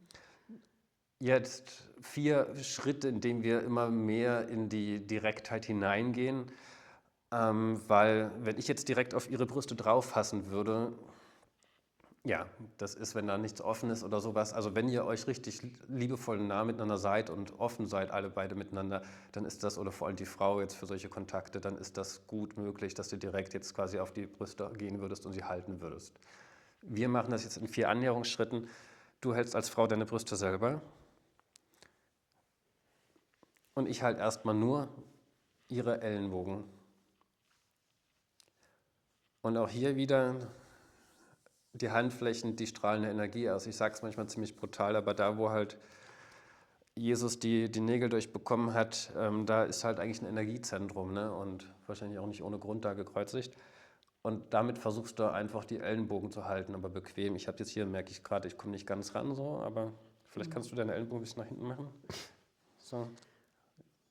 Rutscht euch zusammen, wie das passt mit den Geometrien bei euch. Aber da kommt gleich meine erste Frage. Ist Brusthalten so die Brust halten, also dieser Raum, oder ist es wirklich die umfassen? Umfassend, das zweite war es jetzt eher, also richtig wie so ein guter BH, der dich liebevoll sanfter hält, wie so ein Samttuch oder wie das Küken einhüllen. Genau.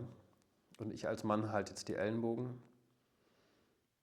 Und jeder ist bei sich mit dem Atem und mit dem Bewusstsein.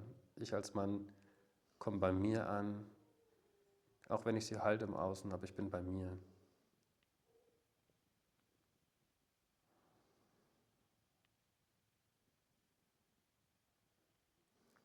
Und du als Frau bist in deinen Brüsten, in dem Volumen deiner Brüste als Bewusstsein.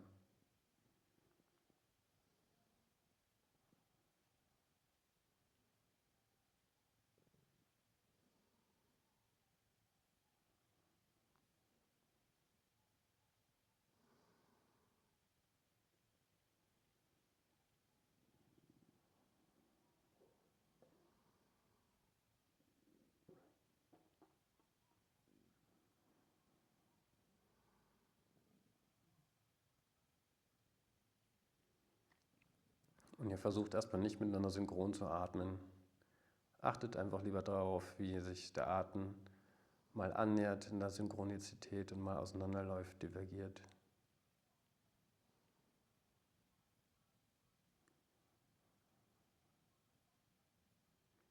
Slow Sex ist generell mehr sein, anstatt machen und irgendwas verändern wollen.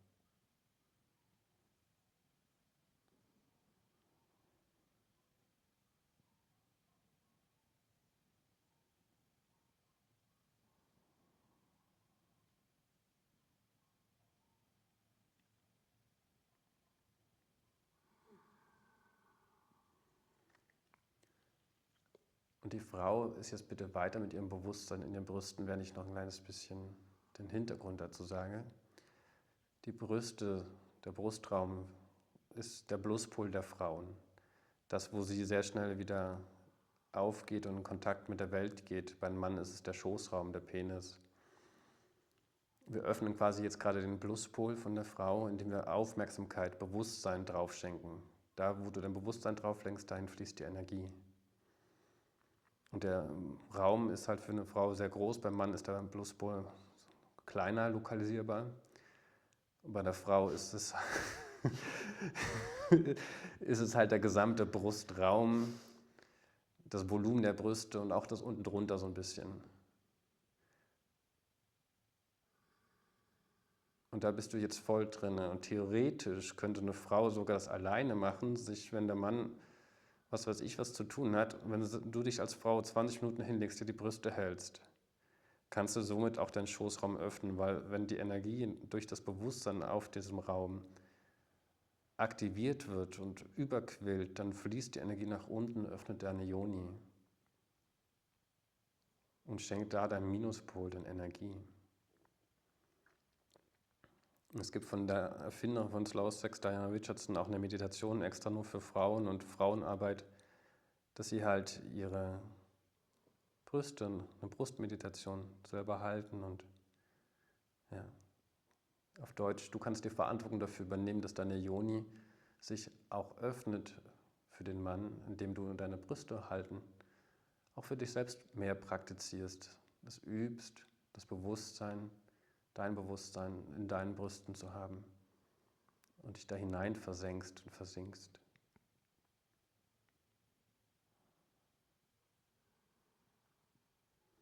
Und ich als Mann bin jetzt erstmal in der Peripherie an ihren Ellenbogen, der haltende Kontakt, der ihr Halt vermittelt in einem sicheren Rahmen, in dem sie sich in sich hineinfallen lässt, ohne dass ich sie jetzt schon in ihrer Intimität berühre.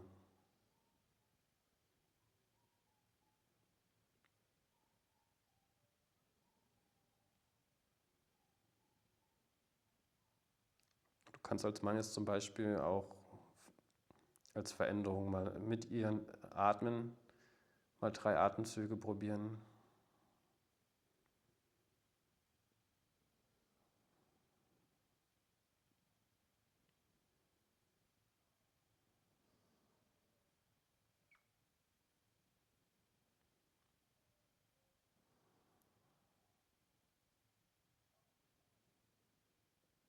Einfach so als Einstimmung dafür, dass wir jetzt in was Gemeinsames hineingehen.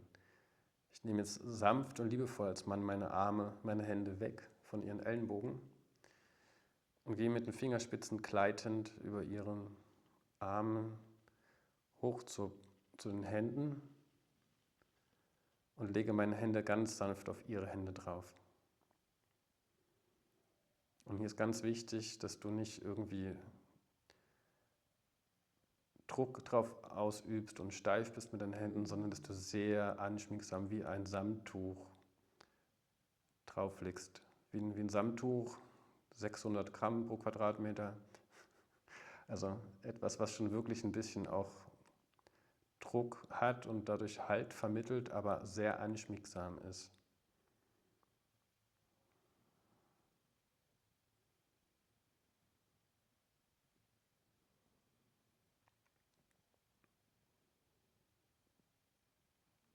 Also jetzt als Mann nicht künstlich die Hände hochhalten und irgendwie dadurch dann eine Armspannung selbst haben, das merkt sie alles. Sondern schon ablegen und weich aber dabei sein mit den Händen. Und jetzt kommt der große, wichtigste Punkt. Du als Mann gehst mit deinem Bewusstsein in das Volumen ihrer Brüste rein. Das ist immer wieder das große ganze eine. Bewusstsein hat sich geteilt in viele Splitter, in jedem Menschen ist einer drinne. Und wenn sich dieses Bewusstsein trifft, fühlt es sich richtig, richtig schön an. Das ist eine Hochzeit, eine Hochzeit. Und das heißt, wir treffen uns jetzt als Bewusstsein in ihren Brüsten gemeinsam. Und das Besondere ist hierbei für dich als Mann, dass du außerhalb deines Körpers gehst mit deinem Bewusstsein unter deine Handflächen, nicht in den Kontakt mit ihren Händen und ihrer Haut, sondern noch tiefer, 2 Zentimeter tiefer oder in das gesamte Volumen ihrer Brüste. Gehst du mit deinem Bewusstsein und da trefft ihr euch gemeinsam.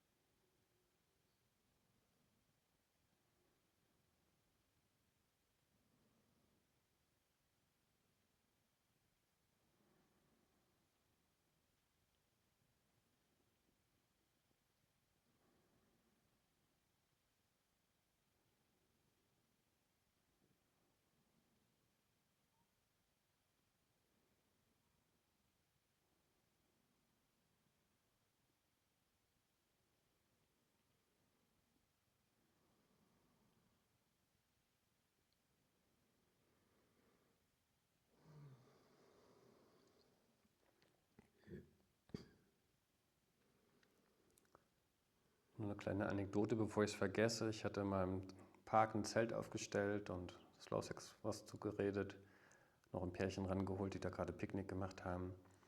Die haben mir dann mal gefeedbackt, sie hatte gerade ihre Tage und er hat einfach Brüste halten gemacht, eine Dreiviertelstunde und hat gesagt, oder sie hätte danach zu ihm gesagt, ich bin jetzt gerade total offen, ich könnte dich jetzt aufnehmen.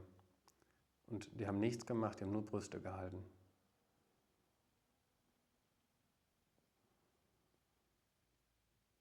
Ist auch super, wenn ihr Netflix schaut oder irgendwas, irgendwo miteinander seid. Legt euch doch einfach in diese Position, dann seid ihr natürlich mit dem Bewusstsein nicht wirklich da, aber ich denke, das macht schon was, wenn du eine halbe Stunde, Stunde da einfach nebenbei deine Hände drauf hast. Auf ihren Brüsten liebevoll, haltend. So wie wir Männer uns im Schwanz, im Penis verankert fühlen, wenn wir mal so ganz in unsere Männlichkeit gehen und so, oh, ja, vorwärts, hier, ich bin Mann und Schwanz voran. So ist es für die Frauen der Brustraum, wenn sie nicht im Kopf sind. Okay, nächste Stufe, Stufe 3. Müsst ihr schauen, wie ihr das macht. Entweder löst der Mann halt langsam ab und gibt damit das Zeichen. Ich glaube, so rum ist am besten. Oder die Frau gibt halt ein Zeichen, wenn sie das jetzt irgendwie fühlt, dass sie das jetzt schon haben möchte, indem sie langsam die Hände von ihren Brüsten abhebt und entfernt und dadurch Raum macht. Ich gehe jetzt mal mit meinen Händen ein bisschen übertriebener hoch, dass ihr das seht im Video. Ich gehe jetzt mal hoch, ihr macht es aber wirklich nur andeutungsweise bei euch eigentlich, so dass die Frau spürt, okay, du gehst aus dem Kontakt raus. Dann geht die Frau mit ihren Händen auch mit hoch, hebt ihre Hände 2 Zentimeter von ihren Brüsten ab, sodass ich dann unten drunter gehen kann, unter ihre Hände. Und die Frau legt meine Hände auf ihre Brüste ab. Ganz langsam und liebevoll, so wie sie es möchte. Und darf das dann auch zigfach korrigieren, wenn sie das mag.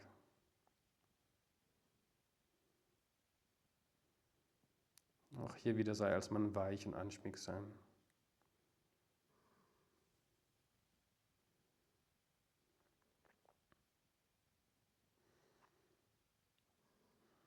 Und von meinem Gefühl her ist das immer wieder bei dem Jesus-Durchstichstelle, das ist so ein Energiezentrum in deiner Handfläche. Und wenn dieses Energiezentrum auf den Brustwarzen direkt drauf liegt, fühlt sich das in meinem Gefühl auch sehr intim und verbunden an und energetisch.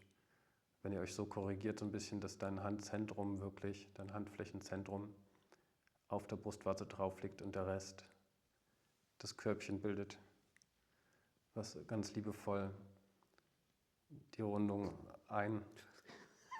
Mach mal. Ich weiß gar nicht, woran das ist.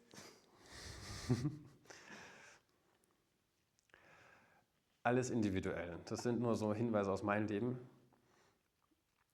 Und jetzt habt ihr euers. Ich gebe nur Abkürzungen und Ausblicke, wo und wie ihr forschen könnt.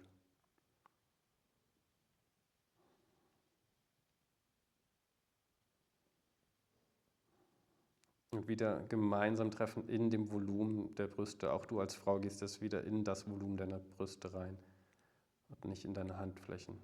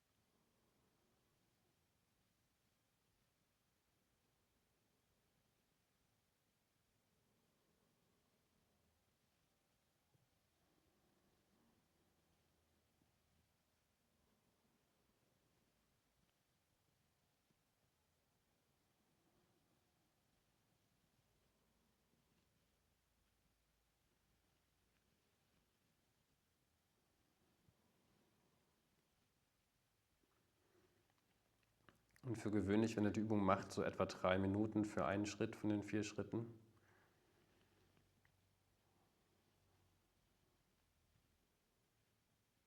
Natürlich alles, wie ihr wollt, aber so. Dann ist die Übung nicht zu lang, sodass man einschläft, aber auch nicht zu kurz, als dass das Fühlen zu kurz kommt. Ich rede ja jetzt hier auch gerade ziemlich viel.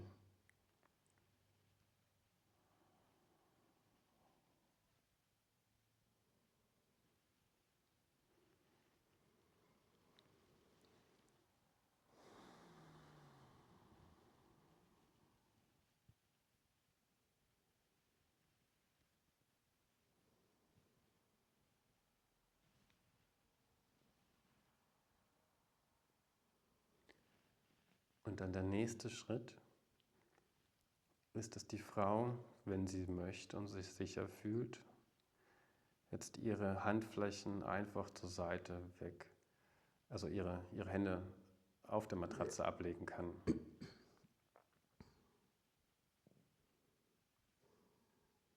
Und sich quasi damit voll hingibt und öffnet und sagt zu sich selbst so damit, ich kann vertrauen, ich gebe mich hin, ich lasse mich von ihm halten.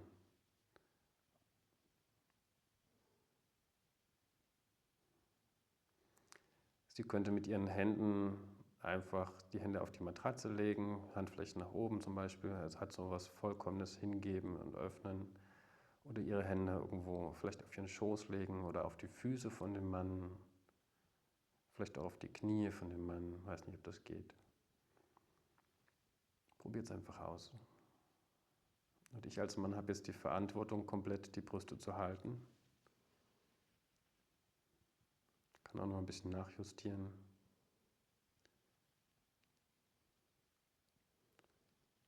Vielleicht ist es auch besser, merke ich gerade, wenn du nicht ganz exakt das nimmst, dass dann Handflächen Mittelpunkt die Brustwarze berühren muss, sondern so in einem Raum halt so ein bisschen 1-2 Zentimeter darf das auch sich verschieben. Hauptsache, du kannst die Brust auch gut einhüllen wie der beste BH, den sie kaufen möchte für 100 Euro.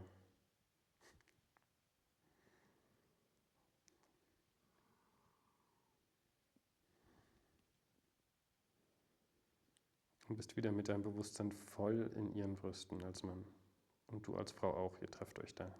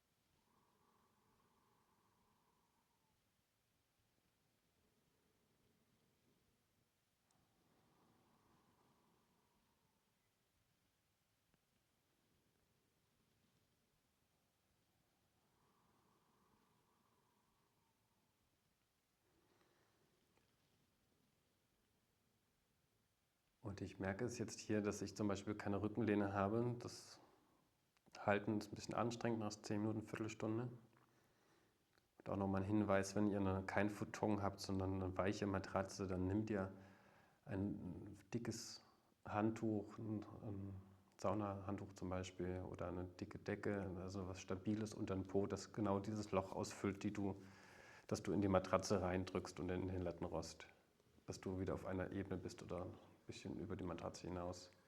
Sonst versinkst du da und kommst in eine komische Körperhaltung rein. Solltet ihr jetzt in dem Fall jetzt hier zum Beispiel schon nackt sein, der Wärmestrahler ist an, weil ihr das vielleicht so auf diese Weise gemacht habt, oder auch so dann könntet ihr das mit Öl machen, ihr könnt es auch so trocken machen, wäre das jetzt ein fließender Übergang, wenn die Frau schon dafür offen ist, Öl zu nehmen oder ein bisschen zu massieren und jetzt liebevoll einfach die Brüste ganz sanft zu kneten. Es geht eigentlich mehr darum, es einfach nur zu bewegen, dass leichte Verschiebungen im Körpergewebe stattfinden zwischen der Oberhaut und der Unterhaut. Es braucht gar nicht irgendwelche großen Knetereien. Also nicht das, was wir Männer uns fantasieren, was wir denken, was wir wollen, sondern das, was die Frau jetzt wirklich sich ersehnt, sanfte Berührung. Und du als Mann hast die Erlaubnis, deine Lust, die du hast an ihren Brüsten, dabei sein zu dürfen. Also musst ihr die nicht verleugnen, aber mach's für sie. Ein Geschenk für sie.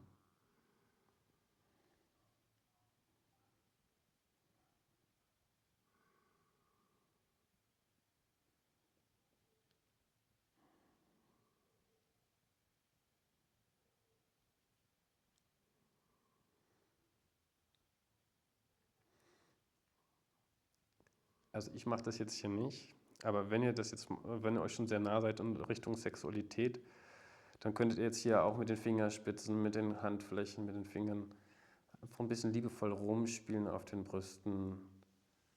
Und die Frau darf das voll und ganz genießen, wie ihr da präsent seid. Ne? Präsent sein ist immer das Wichtigste dabei dran. Kalt, ja.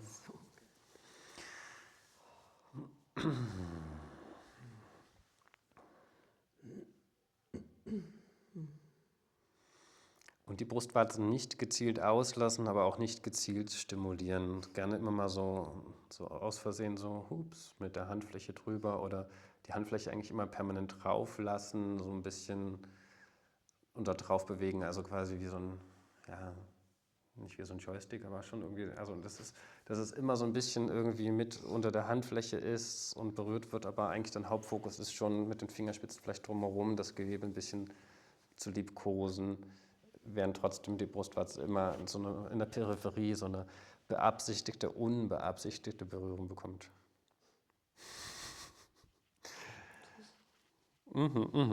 Die kleinen Tricks. Die Frau weiß natürlich nichts davon. Wir sind hier voll im Tantra mit absichtslosen Berührungen und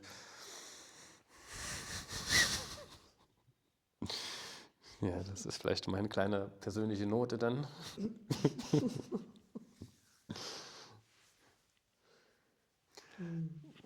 Es geht ja darum, so die Frau aufzumachen und um es auch nochmal klar zu sagen, die Brustwarzen, die Zungenspitzen, die Penisspitze und das Pendant, die Klitoris. Diese 4 Nervenendigungen, die extrem viele Nervenzellen haben, das ist das, was uns heiß macht und in den heißen Sex bringt. Das ist das Gaspedal von deinem Auto. Und einfach nur eine Hand ruhig irgendwo drauflegen auf einen nicht stimulativen Punkt, so wie beim Füßehalten, das ist die Bremse. Und damit könnt ihr dann spielen quasi, Gasbremse, wie ihr gerade ein bisschen fahren wollt, dass ihr es nicht zu heiß fahrt. Slow Sex ist kühl bis leicht köchelnd und überkochend, das ist dann halt der andere Sex. Wenn ihr merkt, ihr geht auf die Dopaminrampe hoch und wollt immer mehr und seid euch selbst eigentlich voraus und wollt eigentlich irgendwo hin und seid gar nicht mehr hier im Sein und im Genuss dessen, was gerade jetzt da ist, sondern ihr seid schon, komm, stimulieren wir uns gegenseitig höher. dann wisst ihr, ihr seid nicht mehr im Slow-Sex-Bereich, sondern seid gekippt. Gerade dieser Punkt, den ich vorhin gesagt hatte, kann ich jetzt aufhören, ohne frustriert zu sein, gerade für uns als Mann, aber auch für Frauen, die sehr auf Lust oder den Orgasmus gerade fokussiert sind. Wenn du merkst und frustriert wärst, aufzuhören, dann gäbe es 2 Varianten. Entweder ihr macht einfach weiter. Frust ist für mich keine Variante, das sollten wir umschiffen. Entweder ihr macht einfach weiter und dann habt ihr halt euren Dopaminkram und auch alles gut. Dann hängt Slow Sex hinten dran, kein Problem. Oder ihr probiert es einfach mal, gerade wenn ihr schon zusammengestöpselt seid und es ein bisschen übertrieben habt, dass ihr über die Grenze gekippt seid, dass ihr einfach nochmal, also meiner Erfahrung nach 20 Minuten und damit kannst du zusammen ruhen und damit kannst du diesen Dopamin, was du zu weit auf der Rampe warst, das wieder so weit zurückzufahren, dass du, wenn du jetzt aufhören würdest, nicht frustriert bist. Das Schlimmste, was ihr dann machen könntet, wäre, was weiß ich, streiten von, jetzt sind wir ja doch irgendwie in Lustsex gekippt und dann auseinandergehen und noch viel schlimmer ist, wenn du als Mann einfach im Slow-Sex zack, bumm, den Penis rausziehst, das ist ein richtig traumatischer Schock für das System. Wenn ihr verboten seid, muss es ein langsames Rausgehen sein. Genau, also liebevoll miteinander sprechen, nicht irgendwie, jetzt hast du ja doch was anderes gemacht oder irgendwas, sondern immer mehr irgendwie mal drüber weglachen und gemeinsam fragen, hey, wollen wir jetzt weiter Slow Sex machen, wollen wir in den heißen Bereich rein? Eigentlich sagt man mal eine Sexart ausprobieren für 6 Wochen, um es wirklich zu lernen, aber naja, für uns YouTube-Shorts, verseuchte Kinder, die schnelle Kicks kriegen, ist es richtig schwer, irgendwie rauszukommen aus den Süchten und den kickenden Sachen und da können wir weich mit uns sein. Und wenn es halt mal passiert, dann auf jeden Fall halt hinten dran hängen in Slow Sex. Gut, in Anbetracht der fortgeschrittenen Zeit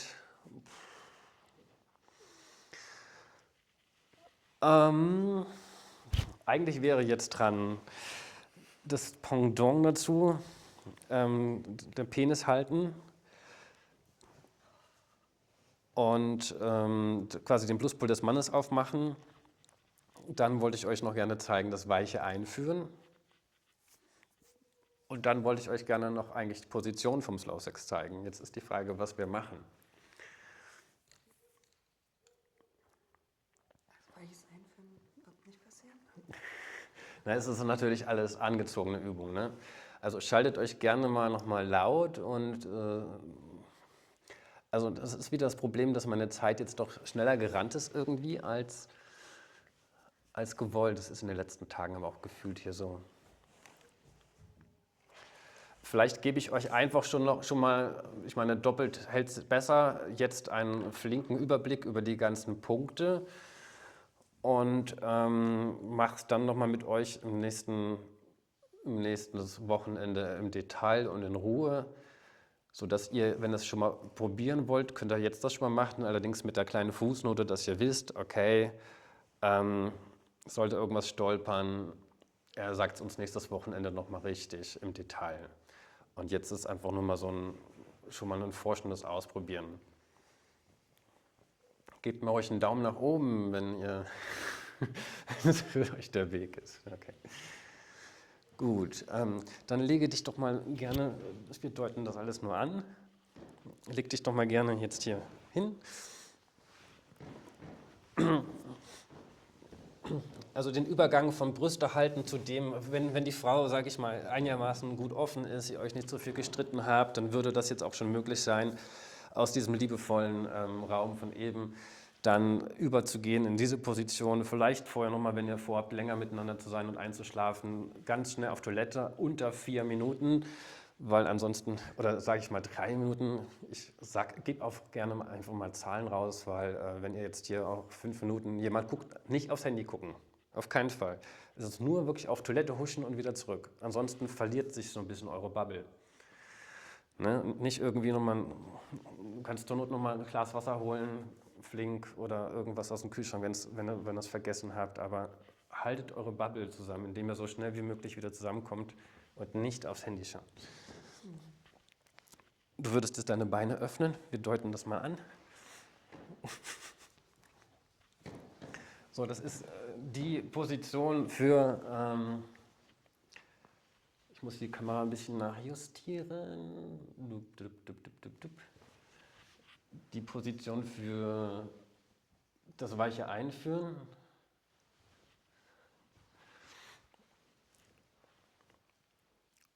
Geht so? Was du als Mann zum Beispiel noch machen kannst, um mal wieder miteinander anzukommen, deine Hände einfach auf ihre Füße legen, merke ich auch gerade. Macht es auch total schön. Und den Daumen unten auf die Fußfläche, unten drunter so.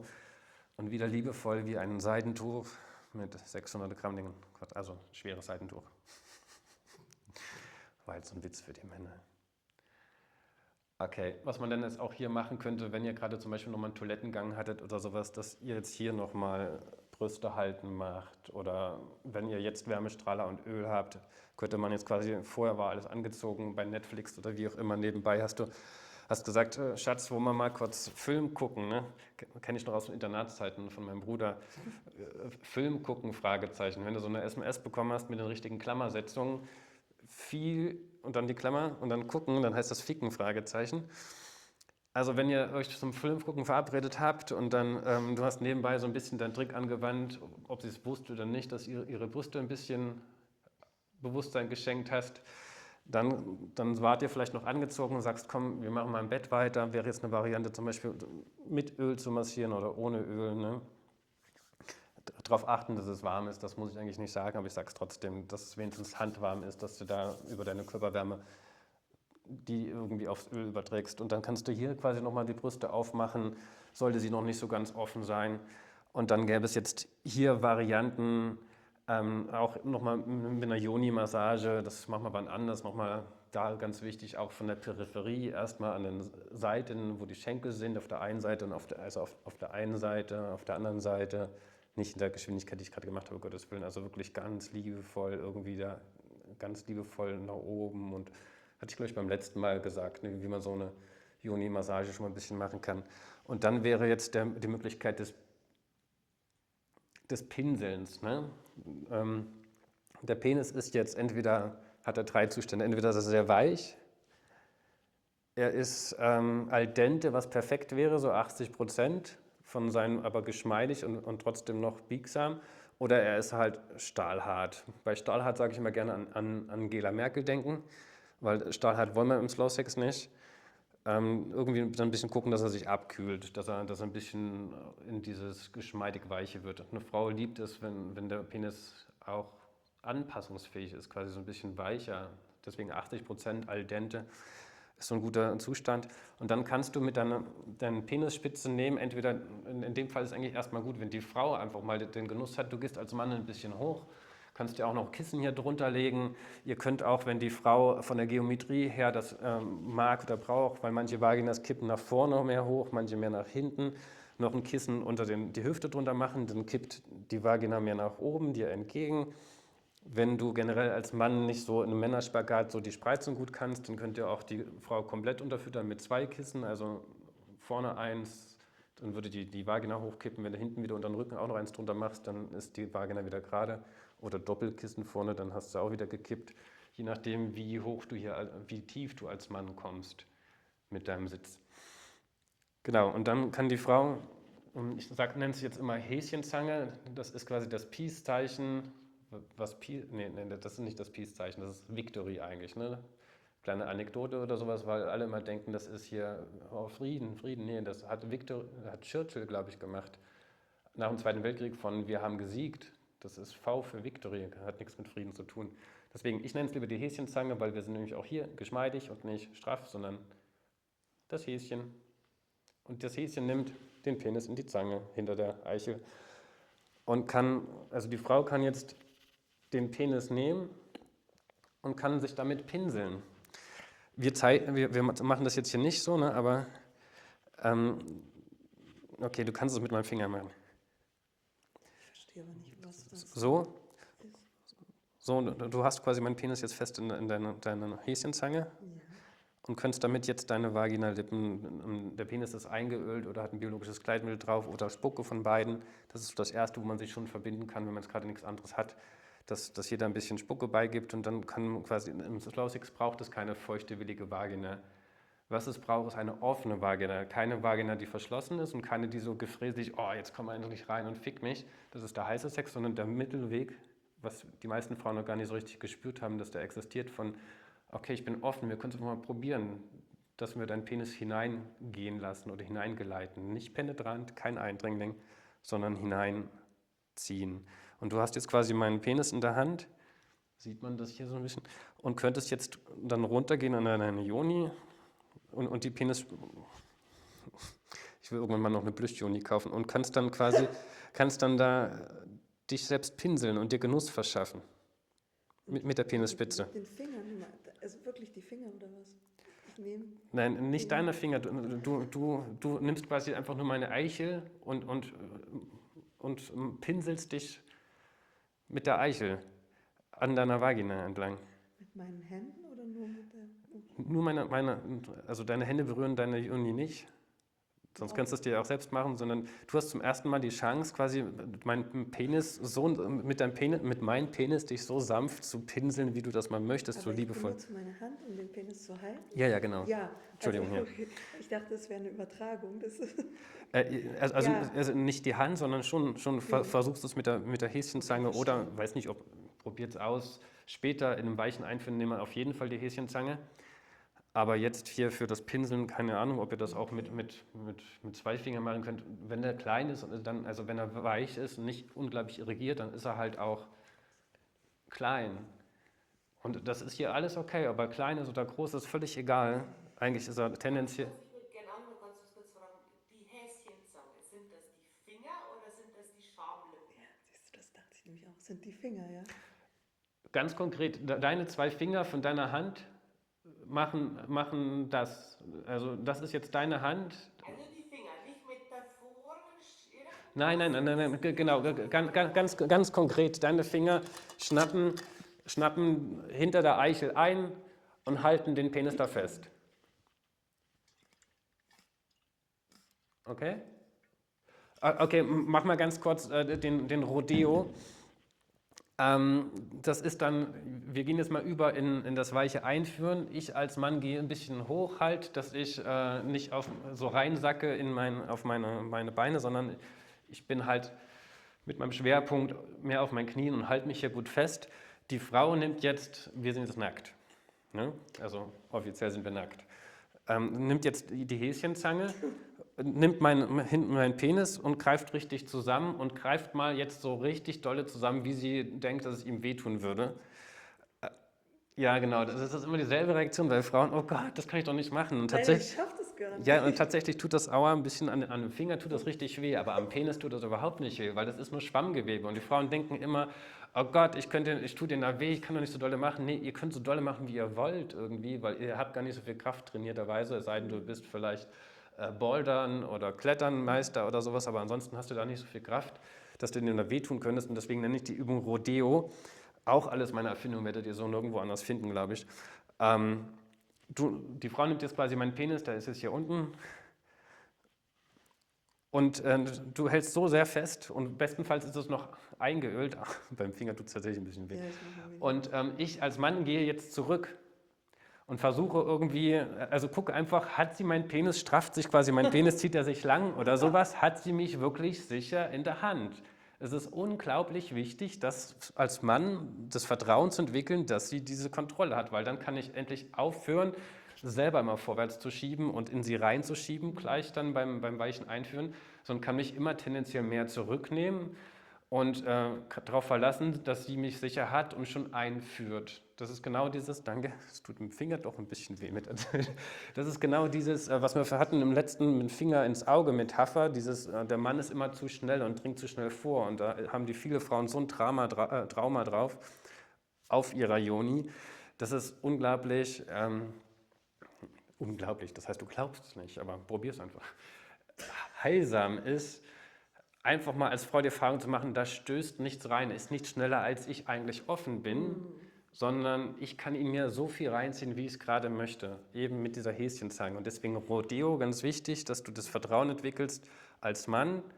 Ich kann mich zurücknehmen, ich muss diesen Prozess gar nicht verwalten.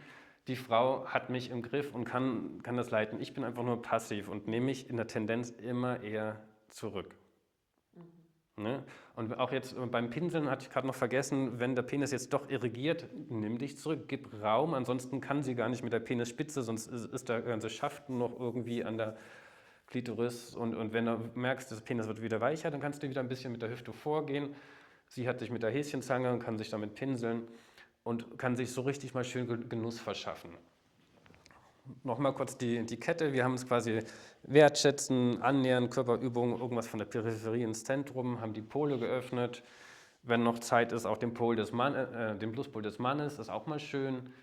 Auf der anderen Seite aber auch nicht so wichtig, weil das, was am meisten wichtig ist und verschlossen ist, ist tatsächlich die Vagina der Frau, durch das viele kaputtrubbeln. Wir Männer haben schon allein dadurch, also wenn die Zeit nicht da ist, kann man da sozusagen die Zeit sparen, weil wir Männer sind ja auch glücklich, wenn er dann endlich drin ist. Und dieses Pinseln macht halt auch schon sehr viel, weil der Fokus von unserem Bewusstsein dann auch auf den Penis geht, was ja unser Pluspol ist. Und wenn sie jetzt erstmal pinselt, 3 Minuten, 5 Minuten, sich damit Genuss verschafft, man kann ja auch ein bisschen noch Spaß machen, also ne, Gaspedal und Bremse. Und ich könnte quasi ihre Brüste noch nebenbei halten oder könnte, wenn man es jetzt richtig ins Geile treiben würde, werdet ihr merken, könnte man das auch ins Heiße treiben, könnte richtig schön hier noch ein bisschen lustvoll meine Lustenergie auf ihren Brüsten. Sie genießt gleichzeitig meinen Penis. Theoretisch könnt ihr noch die Finger, also wenn man es ins Heiße gehen würde, könnte ich mir die Fingerspitzen, Daumen und Zeigefinger, das ist ja auch Energiepunkte, noch die Brustwarzen ein bisschen zirbeln. Also da könnte man auch schon fast kommen, irgendwie, manche wahrscheinlich.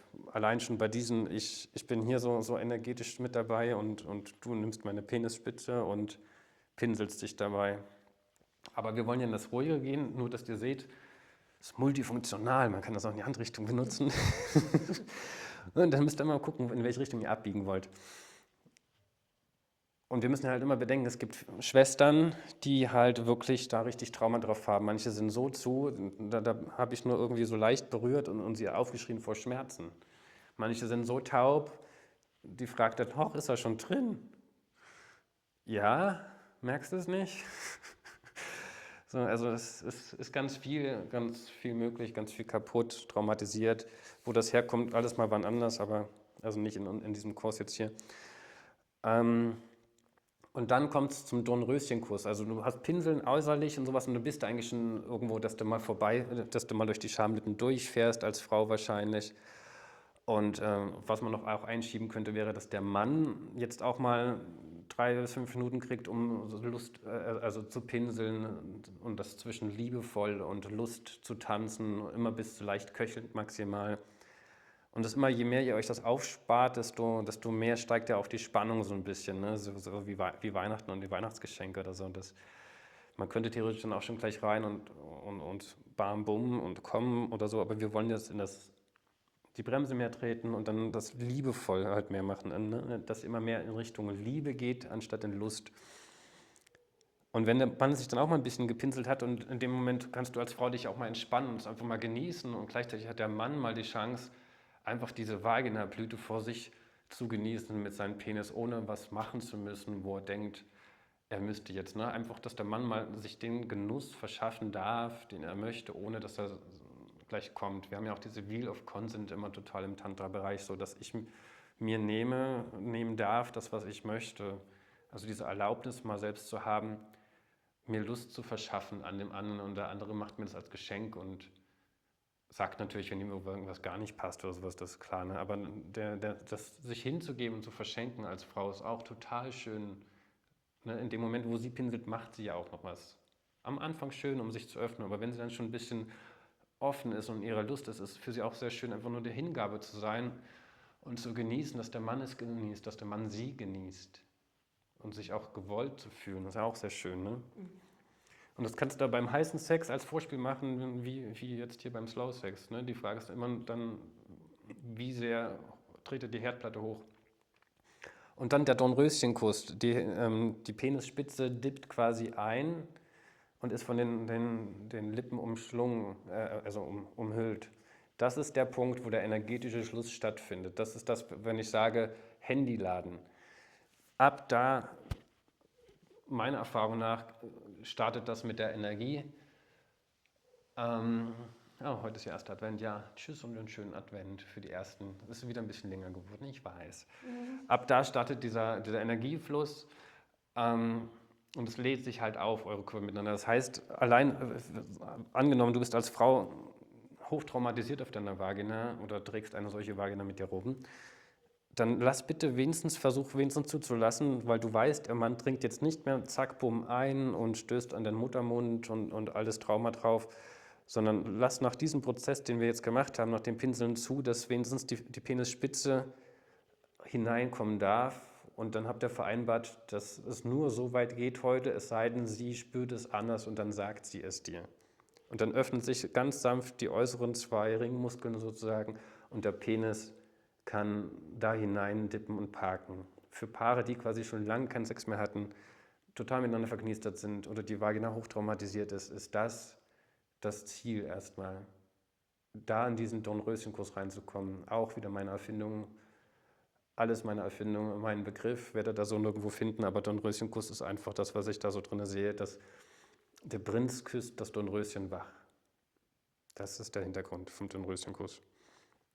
Und da wieder, wenn sich Bewusstsein da trifft, dann findet da Heilung statt. Trefft euch Penisspitze mit diesem Vagina-Bereich, wo der Penis da ist, diesen kleinen Raum, weniger als ein Tennisball groß. Da mit dem Bewusstsein. Und haltet das. Macht dir als Mann vielleicht noch ein Kissen drunter, wenn du das brauchst. Und allein dieser Kontakt ist schon unglaublich nah, unglaublich schön, unglaublich heilsam für ein Paar, das so lange keinen Kontakt mehr hatte. Und was ihr dann daraus macht, ist euch überlassen. Vielleicht mache ich wirklich dann beim nächsten Mal ganz klar mehr die Position weiter und lasse es dann jetzt erstmal hier, dass wir in 5 bis 10 Minuten aus diesem Zoom rausgehen. Genau, ich deute es jetzt nur noch mal an, dann halt nächster Schritt, für wenn das Paar offen ist, dass die Frau den Penis sich reinzieht oder halt, wenn er sehr weich ist, zieht sie ihn sich rein, wenn er ein bisschen mehr irrigiert ist, zieht sie das halt entweder das Gesamtsystem halt rein oder ich als Mann gehe ganz langsam hinein. Wenn die Frau sehr offen ist und die Vagina nicht groß traumatisiert, kann man das auch machen, dass ich als Mann einfach doch da den Schritt angebe oder die Geschwindigkeit. Aber dann gehe ich auch ganz langsam rein, fühle vor, mehr so 3 Schritte vor und 2 zurück. Auch gerade wenn die Feuchtigkeit noch nicht ganz überall ist, dann verteile ich damit auch so ein bisschen die Feuchtigkeit im Schneckentempo rein und zurück. Und das Ganze kann auch gerne 5 Minuten dauern, bis du erstmal dann ganz drinne bist. So, für die Leute, die das Video bis nächste Woche nutzen wollen, um das weiche Einführen, mache ich das mal technisch schnell, ohne große Sanftheit jetzt. Die Frau hat hier unten ein Band oder sowas. Das heißt, wenn du jetzt hochkommst, um zu gucken, was da geschieht, dann verschließt das ein bisschen die Vagina genau.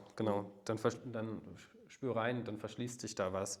Das heißt, effektiv, wenn du den Mann reinholst, musst du oben ablegen. Das heißt, du machst alles dann im Blindflug. Das heißt, beim weichen Einführen, angenommen, wir haben jetzt gerade den Dornröschenkurs und jetzt soll es weiter hineingehen mit der Häschenzange. Und zwar doppelte Häschenzange, nämlich beide Hände. Und du greifst quasi hinter die Eichel, ich mach's mal für hinter die Eichel mit der einen, stabilisierst mit der anderen Häschenzange den Penis, dass er irgendwie hier eine gerade Strecke hat, wenn er jetzt angenommen sehr weich ist, und ziehst ihn dann rein und dann greifst du noch einmal um mit der anderen Häschenzange, hast quasi insgesamt 3-mal eine Häschenzange am Penis und ziehst in der 1, 2, 3 rein. Am Anfang guckst du jetzt hoch, hast nämlich beide Hände jetzt hier an mein Penis-Symbol. Genau, Häschenzange 1, Häschenzange 2. Die Häschenzange 2 setzt beim 2/3 etwa an, also oder sagt man bei 50% des Penis. Und dann, wenn die erste Häschenzange dann nach hinten umsetzt, weil der Penis hier vorne schon drin ist, dann halt ganz bis zum Ende, bis zum Schaft. Genau. Okay. Vielleicht besorge ich für nächstes Mal noch eine Banane oder eine Möhre oder so. Ja. Okay, jetzt in dem Moment, du guckst jetzt gerade, was du machst. So, und dann legst du aber den Oberkörper ab und machst es dann im Blindflug. Zack, zack, zack rein. Also nee, nicht, also um Gottes Willen, zurückspulen. Also nicht zack, zack rein, sondern das ist dann der Weg. Und hier, ich als Mann habe hier also wir alle hier haben so eine kleine Kuhle. Da geht die Frau mit ihren Fersen rein und damit kann sie mich führen. Führ mich mal. Ja, okay. Und zurück, ein bisschen in die andere Richtung. Ja, ein bisschen langsamer und liebevoll gerne. So, also du kannst mich quasi damit vor und zurück bewegen. Du hast quasi jetzt die Kontrolle über den Vortrieb meines Stößels. Mhm. Das geht wahrscheinlich auch, wenn du so ein bisschen zumachst, aber dann kommst du hier vielleicht schlechter ran effektiv. Ne? Deswegen ist das eigentlich so eine gute Variante. Ich spüre den Kontakt von den Fersen an meinen Po und weiß, okay, wo sie mich haben möchte. Und da sind wir auch wieder beim Rodeo. Wenn ich das fehlinterpretiere, würde ich jetzt als Mann wieder, oh ja, okay, ich gehe rein. Ne? Sie will mich drin haben, gut, zack. Nee, wenn du dir nicht sicher bist, geh zurück. Sie wird dich dann schon schnappen hier mit ihren Fersen und wird dich schon ziehen. Und damit hast du quasi auch ohne deine Hände Kontrolle über meine Hüfte, wo die ist, und kannst gleichzeitig dann mit deinen Fingern, mit der Häschenzange mich hineingeleiten. Das klingt jetzt alles sehr kompliziert. Wie kann ich dich zurückführen, ohne dich einzuklemmen? Also Nee, auch hier mit den Fersen einfach rein. Mach mal richtig, ja. Ja. Ist jetzt natürlich eine Jeanshose an oder sowas, Ja. aber eigentlich ist dann, wenn man nackt ist es kein Problem, dass du mit deinen Füßen meinen Po irgendwie hältst. Okay. Findet einen guten Punkt. Ich kenne das halt, dass die Fersen da in dieses Loch da so gut reinkommen. Ich habe auch keine Ahnung, ob es das alles woanders bei den Büchern und sowas gibt oder ob das wieder meine Erfindung ist. Genau, und ganz wichtig, dass ihr Frauen wisst, beim ersten Mal, wenn du es machst, denkst du, was ist das denn? Beim zweiten und dritten Mal, wo du dann aus deiner Hoffnungslosigkeit und deiner Hoffnung, dass du da jetzt was Gutes findest, das doch nochmal ausprobierst und nicht drauf eines, denkst du immer noch, oh Gott, das geht ja gar nicht. Bei mir geht das gar nicht. Ich bin die eine Ausnahme von den 95%, bin ich die 5%, wo es nicht funktioniert. Nein, das ist völlig normal, deswegen sage ich das so. Die ersten 5 Mal wirst du denken, das geht niemals. Ich kriege das nicht hin. Wenn du das 10 Mal probiert hast, kommt zum ersten Mal so ein Hauch von, wenn man es übt, könnte man es können. Und wenn du es 20 Mal gemacht hast, ist es deine zweite Natur. Wenn ich da mit einer Frau das mal so 20 Mal gemacht habe, dann ist sie irgendwann nur, komm, wir machen welches Einführen und dann hat sie diese Technik drauf und macht es dann einfach und fertig ist. Und das macht die Hälfte des gesamten Slow Sexes aus, dass ihr diese Technik könnt. Weil dann kann ich mich als Mann darauf verlassen, ich kann jederzeit rein. Wir beide haben zusammen die Fähigkeit entwickelt, dass wir verbinden können. Ohne Voraussetzungen, ohne dass ich steif sein muss, ohne dass wir Lust haben müssen, sondern einfach nur, dass wir den Wunsch nach Verbindung haben, ohne dass die Frau feucht sein muss. Es gibt keine Voraussetzungen, außer der Wunsch, ich möchte mich verbunden fühlen mit dir. Was machen wir? Okay, wir stecken Stecker rein. Und diese Technik ist das Ding dafür. Und wenn ich als Mann dann irgendwie eine Position wechsle, zum Beispiel die Schere, und das Gefühl habe, er rutscht gleich raus, dann fange ich automatisch an, wieder den Körper anzuspannen, obwohl es genau das Gegenteil ist von dem, was ich machen soll. Eigentlich im Slow Sex geht es darum, zu entspannen. Und die Position so gut mit Kissen zu unterfüttern, dass ich dann nicht dabei rausrutsche. Und wenn ich als Mann das Vertrauen habe, meine Frau kann mich jederzeit wieder reinholen, wir haben diese Fähigkeit zusammen entwickelt, dann kann ich auch wirklich mich entspannen. Und sollte er dann tatsächlich rausrutschen, dann rutscht er halt raus. Dann fangen wir einfach nochmal von vorne an und fummeln uns in die Position zurecht. Häschenzange, zack, in einer halben Minute so bin ich wieder drin. Wenn ich allerdings immer Sorge habe, oder nur die Erfahrung gemacht habe, dass nur mit einem irrigierten Penis wir es hinkriegen, dass mein Penis reinkommt, dann kann ich mich nicht entspannen. Dann fange ich an, wieder nachzuschieben, meine Hüfte irgendwie nachzumachen, ein bisschen rumzureiben, dass durch die Reibung eine Erektion stattfindet und fange an, rumzutänzeln. So, und dann komme ich gar nicht in diesen Bereich von Slow Sex, von völliger Entspannung. Deswegen ist es essentiell wichtig, dass wir hier einführen. Okay, und einfach nur, wenn ihr es schon probieren solltet, eine Position wäre dann, wenn er drin ist, einmal einfach so sanft ablegen. Ich als Mann stütze mich auf meinen Ellenbogen ab, sodass ich nicht komplett auf ihren Brustkorb drauf gehe. Und dann gäbe es da quasi zwei Varianten, die es gehen könnte. Einmal, dass wir beide das rechte Bein lang machen.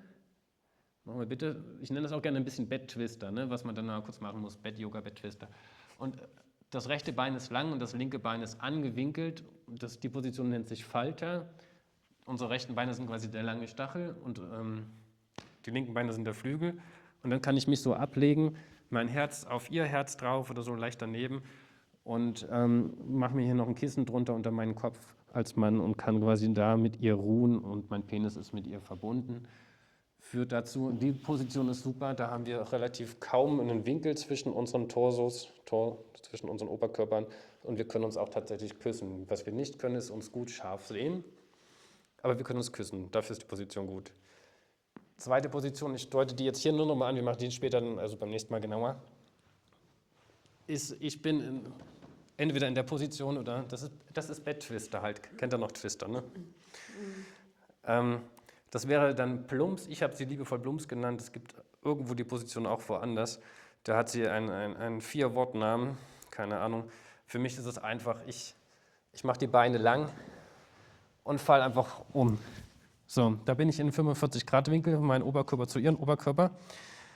Ihr Bein ist so ein bisschen oben und ich liege hier auch wie so ein Rugby-Spieler seitlich auf der Wiese oder so ein bisschen drauf.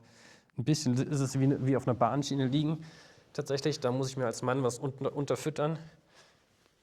Beim nächsten Mal ein bisschen genauer mit den Perspektiven. Also hier ein Kissen drunter, mein Oberkörper. Und die dritte Position wäre, das braucht dann viel Bett-Twister, um von der in die zu kommen. Oder ich gehe nochmal zurück. Es ist immer Drehung um die Verbindung. Ne? Also das immer Penis mit Vagina komplett dran lassen, das ist das Allerwichtigste. Und alles andere muss sich drumherum bewegen und auch wenn es mal kurz anstrengend ist. Und die Schere, die geht so dran vorbei. Beschreibe ich beim nächsten Mal genauer. Und letztendlich liegen wir, der Punkt an der Schere ist, dass einfach meine Genitalebene senkrecht zu ihrer Genitalebene ist. Das Bein wird aus dem Verkehr genommen, ihr linkes Bein in dem Fall, indem es hochgeht.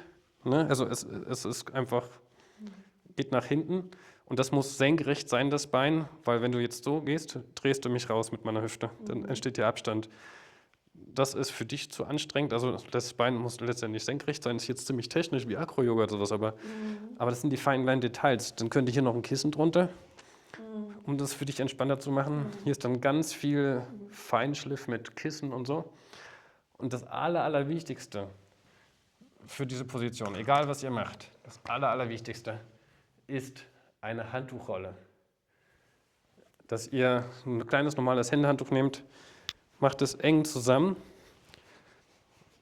Ein Handtuch ist gut, weil es die raue Oberfläche hat und du als Mann stopfst es dir hinten unter deine Hüfte drunter, sodass du nicht wegkippst, dass die Hüfte nicht rausdreht. Machen wir beim nächsten Mal nochmal genauer, aber dass ihr schon mal probiert habt. Und die Beine hier sind halt so verschränkt übereinander. Beim nächsten Mal machen wir mal die Kameraposition noch ein bisschen Ist jetzt das rechte besser. Bein von deiner Partnerin zwischen deinen beiden Beinen? Ja, genau, deswegen heißt es Schere. Das ist so, wie als würden. Ja, das ist so. Das linke ist oben drüber und das rechte ist zwischen deinen beiden Beinen. Ja, es ist ein bisschen dunkel, aber in dem Video. Nee, alles gut, ich wollte es einfach nur noch mal. Ja. Ich habe auch das Licht jetzt hier nicht an.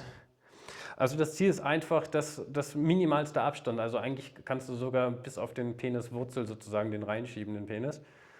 Und durch die Handtuchrolle, die ich mir unter meine Hüfte lege, wenn man das richtig gut macht, das braucht auch viel Übung wie beim weichen Einführen, dann ist es so, dass du völlig erstaunt bist, wie krass, also du kannst komplett entspannen als Mann und auch immer nochmal gucken, habe ich noch irgendwo Restspannung? Ah ja, deine Hüfte. Und dann merkst du aber, hey, es dreht mich gar nicht raus.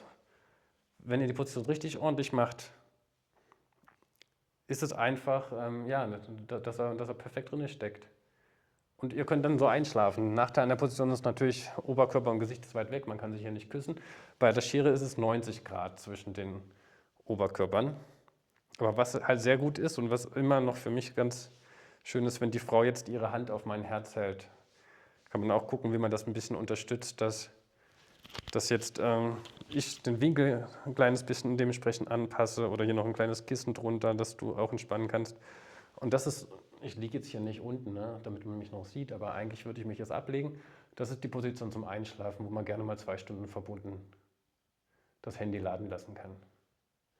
Gäbe es noch die Variante, hier noch Kissen drunter zu stopfen, also hier noch ein Yogakissen drunter zu machen, dass du es nicht halten musst. Auch hier der Winkel ist halt 90 Grad eigentlich am besten, sonst, wenn es hier so rüberkippt. Ist dann auch immer unterschiedlich, wie schwer die Körperteile der Frau sind. Dementsprechend müsst ihr euch dann ein bisschen fein justieren. Ach, und ganz wichtig ist hier unter mein Knie solide Kissen. Meistens sind es eher 2, sodass ich dein Bein nicht abquetsche. Ne? Das, was zwischen meinen Beinen liegt. Und was man auch noch machen könnte, also das ist die Position, wo man die meisten Kissen braucht, unter das rechte Bein der Frau, unter die Kniekehle noch ein Kissen legen, weil dann entspannt das bisschen das Bein,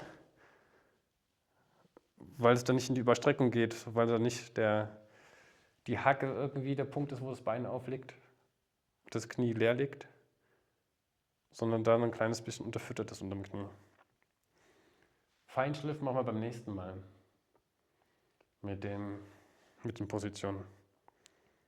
Okay, machen wir beim nächsten Mal nicht den Fels, ja doch, Penis halten im Felsen beim Mann und die Position im Feinschliff gemeinsam mitmachen. Okay, dann sind wir jetzt mal am Ende. Ihr Lieben, wenn ihr wollt, schaltet euch noch mal ganz kurz mit der Kamera frei. Das hat so ein bisschen was Schöneres. Für mich jetzt kurz zum Verabschieden und Winke machen.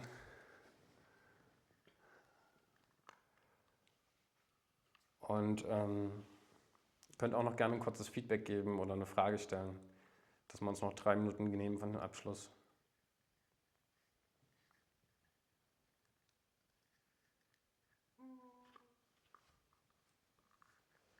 Rodeo, Plumps, Falter, Schere.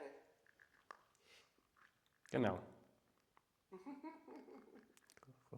Rodeo ist ja eigentlich nur zum Lernen sozusagen. Das ist nur eine einmalige Sache, die ihr immer macht. Mit Rodeo fängst du quasi an, nur dass ich die.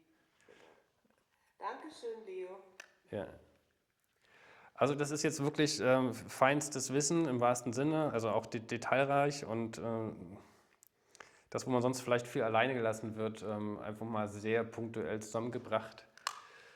Ich würde gerne noch kurz zur Falterposition sagen, also die kennen wir auch schon länger und die ist wirklich, dadurch, dass da Herz auf Herz liegt, so krass energetisierend, das ist echt utopisch. Also in der kann man auch gern einfach mal so mit Klamotten aufeinander liegen oder, also auch ohne eingeführt zu sein oder wie auch immer, weil das ist einfach so dieses, ich kenne es auch andersrum, also wenn die Frau oben liegt, funktioniert es auch Herz auf Herz, aber so quasi die linken Herzseiten sind quasi aufeinander und da fließt es einfach extrem, egal wer jetzt oben oder unten ist. Und generell, wenn die Herzen gerade in der Position, wie ihr liegt, nicht aufeinander sind, dann ist es super schön, wenn die Frau das Herz des Mannes hält. Für mich, weil das ist der Minuspol des Mannes. Und ja, da einfach noch die Berührung drauf zu kriegen, ist so ein Bonbon, eine Liebkosung einfach noch, macht das Ganze noch schöner.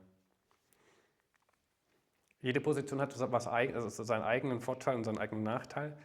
Man kann auch in der Schere das weiche Einführen machen, da muss man ein kleines bisschen geübter sein. Also Lernkurve wäre erst über den Missionarstellungen das weiche Einführen zu üben und wenn das sitzt, dann kann man es über die Schere machen, da kann man auch einfach irgendwie, wir sind völlig fertig, Kinder und hin und her, 22 Uhr, gehen wir ins Bett, kommen, Schatz, wir haben uns schon tagsüber ein bisschen wertgeschätzt, mal einfach mal Rücken gehalten, mal kurz miteinander beim Verabschieden beim Losfahren, mal zweimal miteinander geatmet und sind einfach gut miteinander in Kontakt, dann kann man abends sagen, komm, weiches Einführen, und dann ist der Penis innerhalb von 2 bis 3 Minuten drin.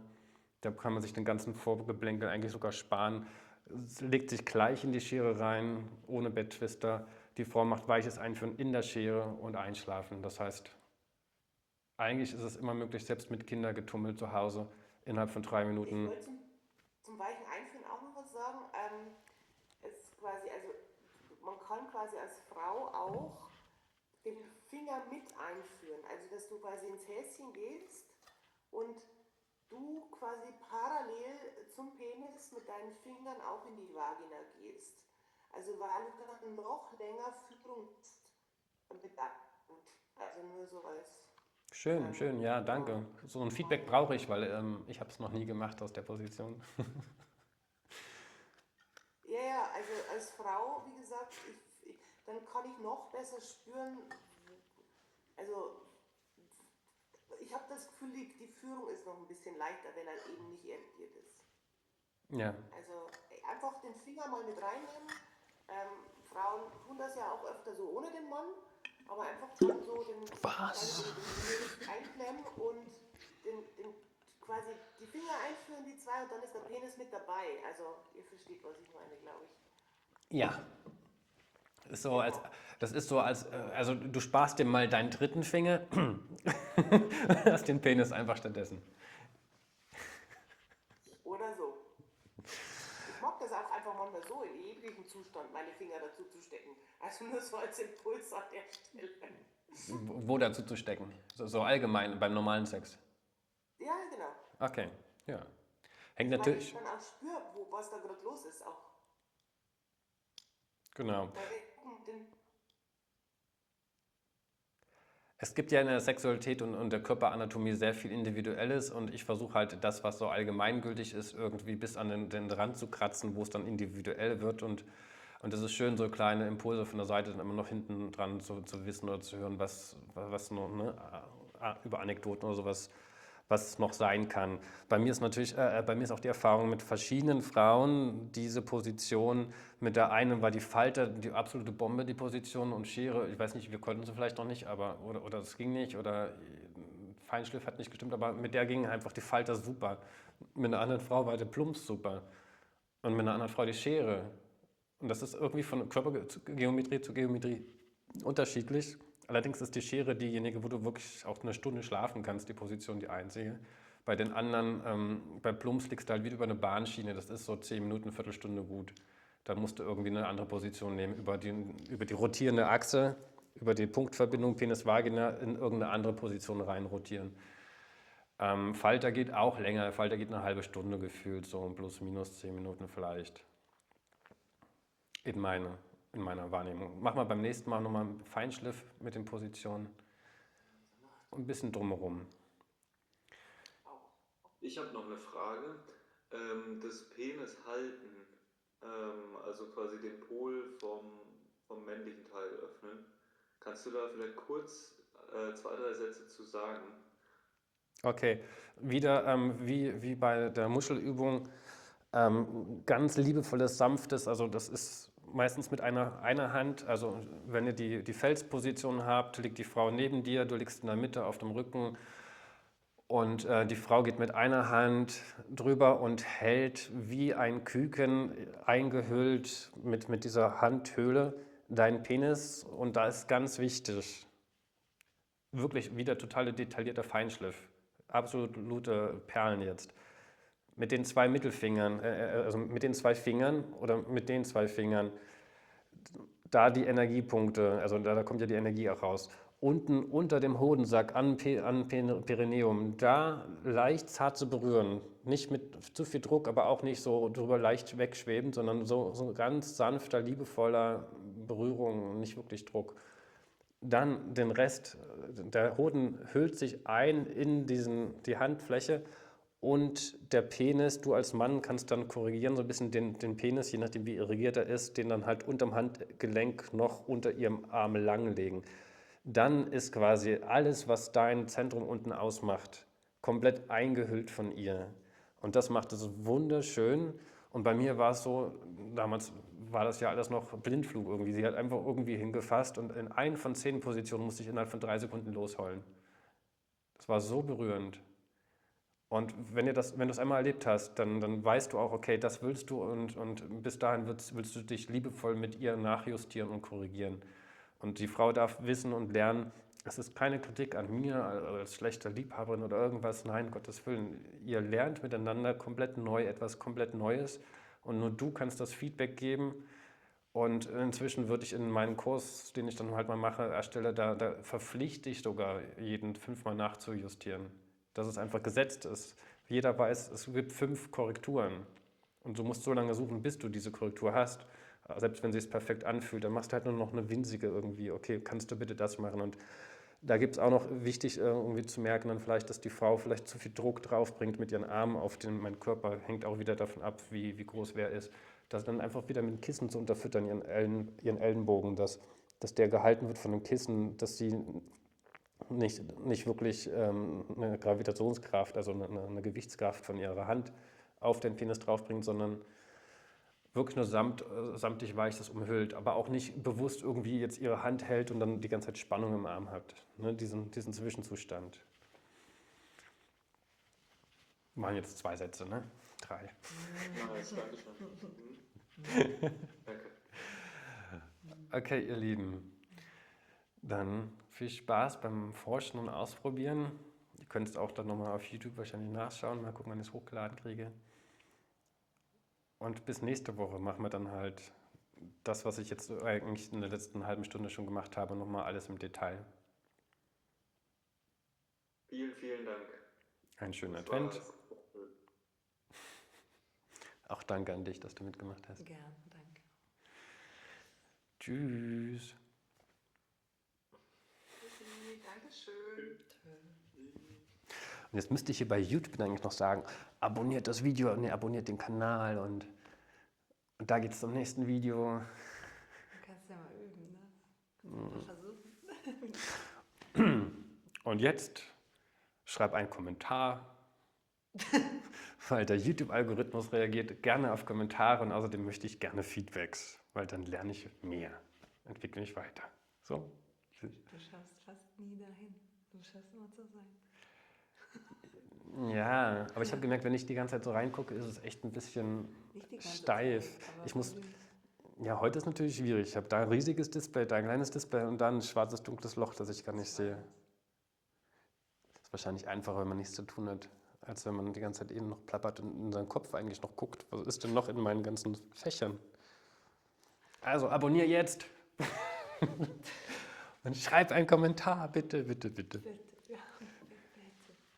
bitte abonnieren. Ich kann gar nicht mit so vielen Frauen Slow Sex machen, wie wenn 100 Leute einen Kommentar schreiben würden und mir ihre Erfahrung preisgeben würden. Ja, ich kann nicht alle Frauen heilen und ich kann nicht. Die Stichprobe ist einfach größer, wenn andere Männer mithelfen und ihre Kommentare setzen. Okay.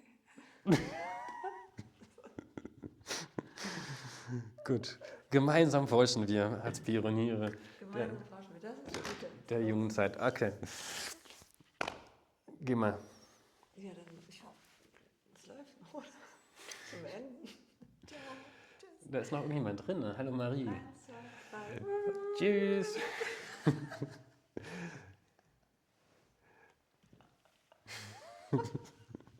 Gott.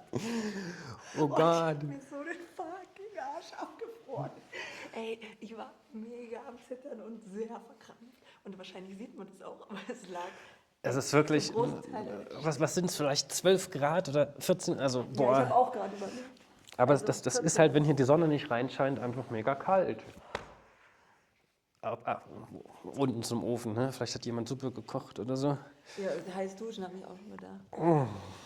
Ja, danke für diesen. Bei mir unten ist auch richtig kalt irgendwie. Slow Bei mir Sex. sind es 12, 14 Grad. Ja, weil du die Liebe verloren hast. Bist einfach rausgetreten aus dem schönen Raum. Nein, weil einfach keiner da unten heizt. Nee. Du kannst ja mal heizen, mal gucken, was passiert. Was passiert ist, dass die ganze Wärme durch den Schornstein rausgeht und oben in den Kessel, aber nicht wirklich unten aus der... Ja, hat aufgenommen. So, was willst du noch sagen? Mein Feedback ist, dass es sehr heilsam war. Es ist ein toller Raum, bis der aufgeht und da ganz viel passieren kann. Prost. Aber wir haben noch gar nicht nackt was gemacht miteinander. Ja, aber es ist trotzdem spürsam.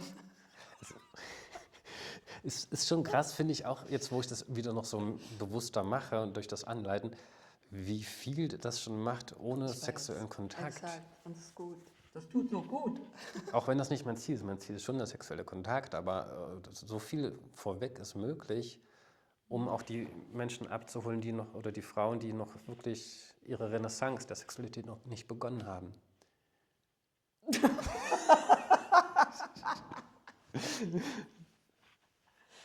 Ja, ich würde es jetzt anders formulieren. Aber ja. Wie würdest du es formulieren? Nee, ich würd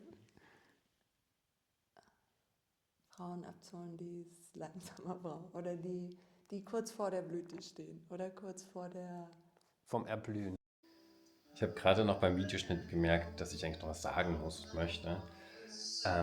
Zum einen habe ich gestern, nicht mit Claudi, eine sehr schöne Erfahrung gemacht, dass wir nur angezogen waren. Es gab keinen Sex, aber wir waren nur angezogen, haben uns in die Schere gelegt und es ist so eine Energie geflossen, das war krass. Also wir beide waren fasziniert und total berührt davon und es war so schön und das Faszinierende daran ist auch, dass es erfüllend ist.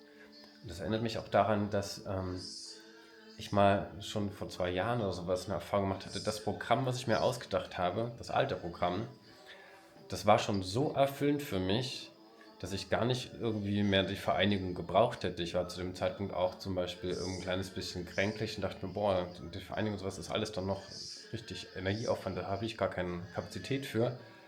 Und es war so schön nach diesem Programm, was wir gemacht hatten, mit Halten hier, Halten da, Halten dort und sie dann nur noch auf meinem Herz geruht. Das war einfach nur erfüllend. Ich war so satt, das, was ich sonst im Sex immer ersehne und aber zum Schluss gar nicht bekomme, nämlich das Erfülltsein, das habe ich da schon vor dem Sex, vor dem Miteinandersein, also Verbundensein gehabt. Und klar, für uns Männer ist es immer schön, wenn der Penis dann auch wirklich Kontakt hat, feuchten Kontakt.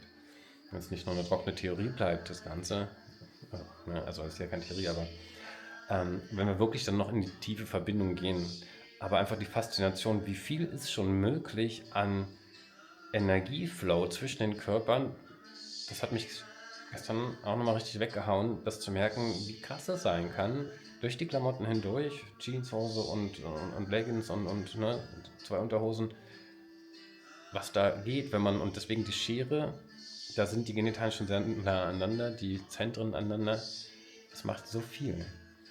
Und meine Bitte an euch, bitte, bitte, bitte helft mir mit zu forschen. Ja, klar, auf der einen Seite ist es gut für den YouTube-Algorithmus, wenn Kommentare sind und ich denke mir jetzt so, oh Gott, wenn ich das jetzt sage, klingt das so, als wie alle anderen, die einfach nur Kommentare wollen, aber nein, das ist wirklich, das habe ich in einem Video irgendwo gemerkt, das ist ja währenddessen so gesprochen worden, ich kann das alles gar nicht leisten. Ich kann alleine gar nicht so viel forschen und gerade auch Slow Sex verbindet mich mit einem Menschen. Das heißt, ich hüpfe jetzt nicht von Bett zu Bett und von Frau zu Frau und Anatomie und Energiefeld zum nächsten. Das heißt, ich brauche Erfahrung von anderen Menschen, was die Übungen, die ich aufgrund meiner Erfahrung finde und mache und anpasse, was die bewirken können. Deswegen, ich wäre euch unglaublich dankbar, das wäre das größte Geschenk, was ihr mir machen könnt, wenn ihr es bis hierher geschafft habt, dass ihr jetzt einen Kommentar reinschreibt, was allein schon das Video bis jetzt mit euch gemacht habt und dann gerne auch nochmal, wenn vielleicht das nächste Video kommt oder ihr durch eine Phase von 1, 2, 3 Wochen durch seid, dass ihr dann nochmal ein zweites Mal kommentiert, wenn ihr es häufiger probiert habt, die Übung, zum Beispiel die Schere oder das Weiche einführen oder Brüste halten, was es mit euch macht. Also bitte, bitte Kommentare. Ich brauche das, damit ich es weiterentwickeln kann. Bis bald. Ja, und jetzt habe ich natürlich vergessen, den typischen YouTube-Abspann zu machen von 20 Sekunden. Also irgendwo hier wird es eingeblendet werden, das nächste Video, wo du reingehen kannst. Oder irgendwas anderes, was ich gerade super interessant finde. Und es braucht einfach noch diese 20 Sekunden und drunter, wo ich jetzt gerade ein bisschen rumlaber. Aber es ist halt alles gut. Entweder schaust du dir die Theorieserie von vorne an, gerade wenn du Single bist oder als alleiniger Partner in deiner Beziehung vorangehst und forschst. Wenn ihr als Paar seid, geht bitte gleich in die Praxis rein. Haltet euch nicht mit der Theorie auf, das kann jeder für sich selber machen. Die Praxis ist viel wichtiger. Oder geht halt zum nächsten Kurskapitel nächste Woche. Müsst ihr dann, für mich ist es in ein paar Tagen, wo das kommt. Jetzt lade ich mir das Video hoch. Bis gleich, bis bald.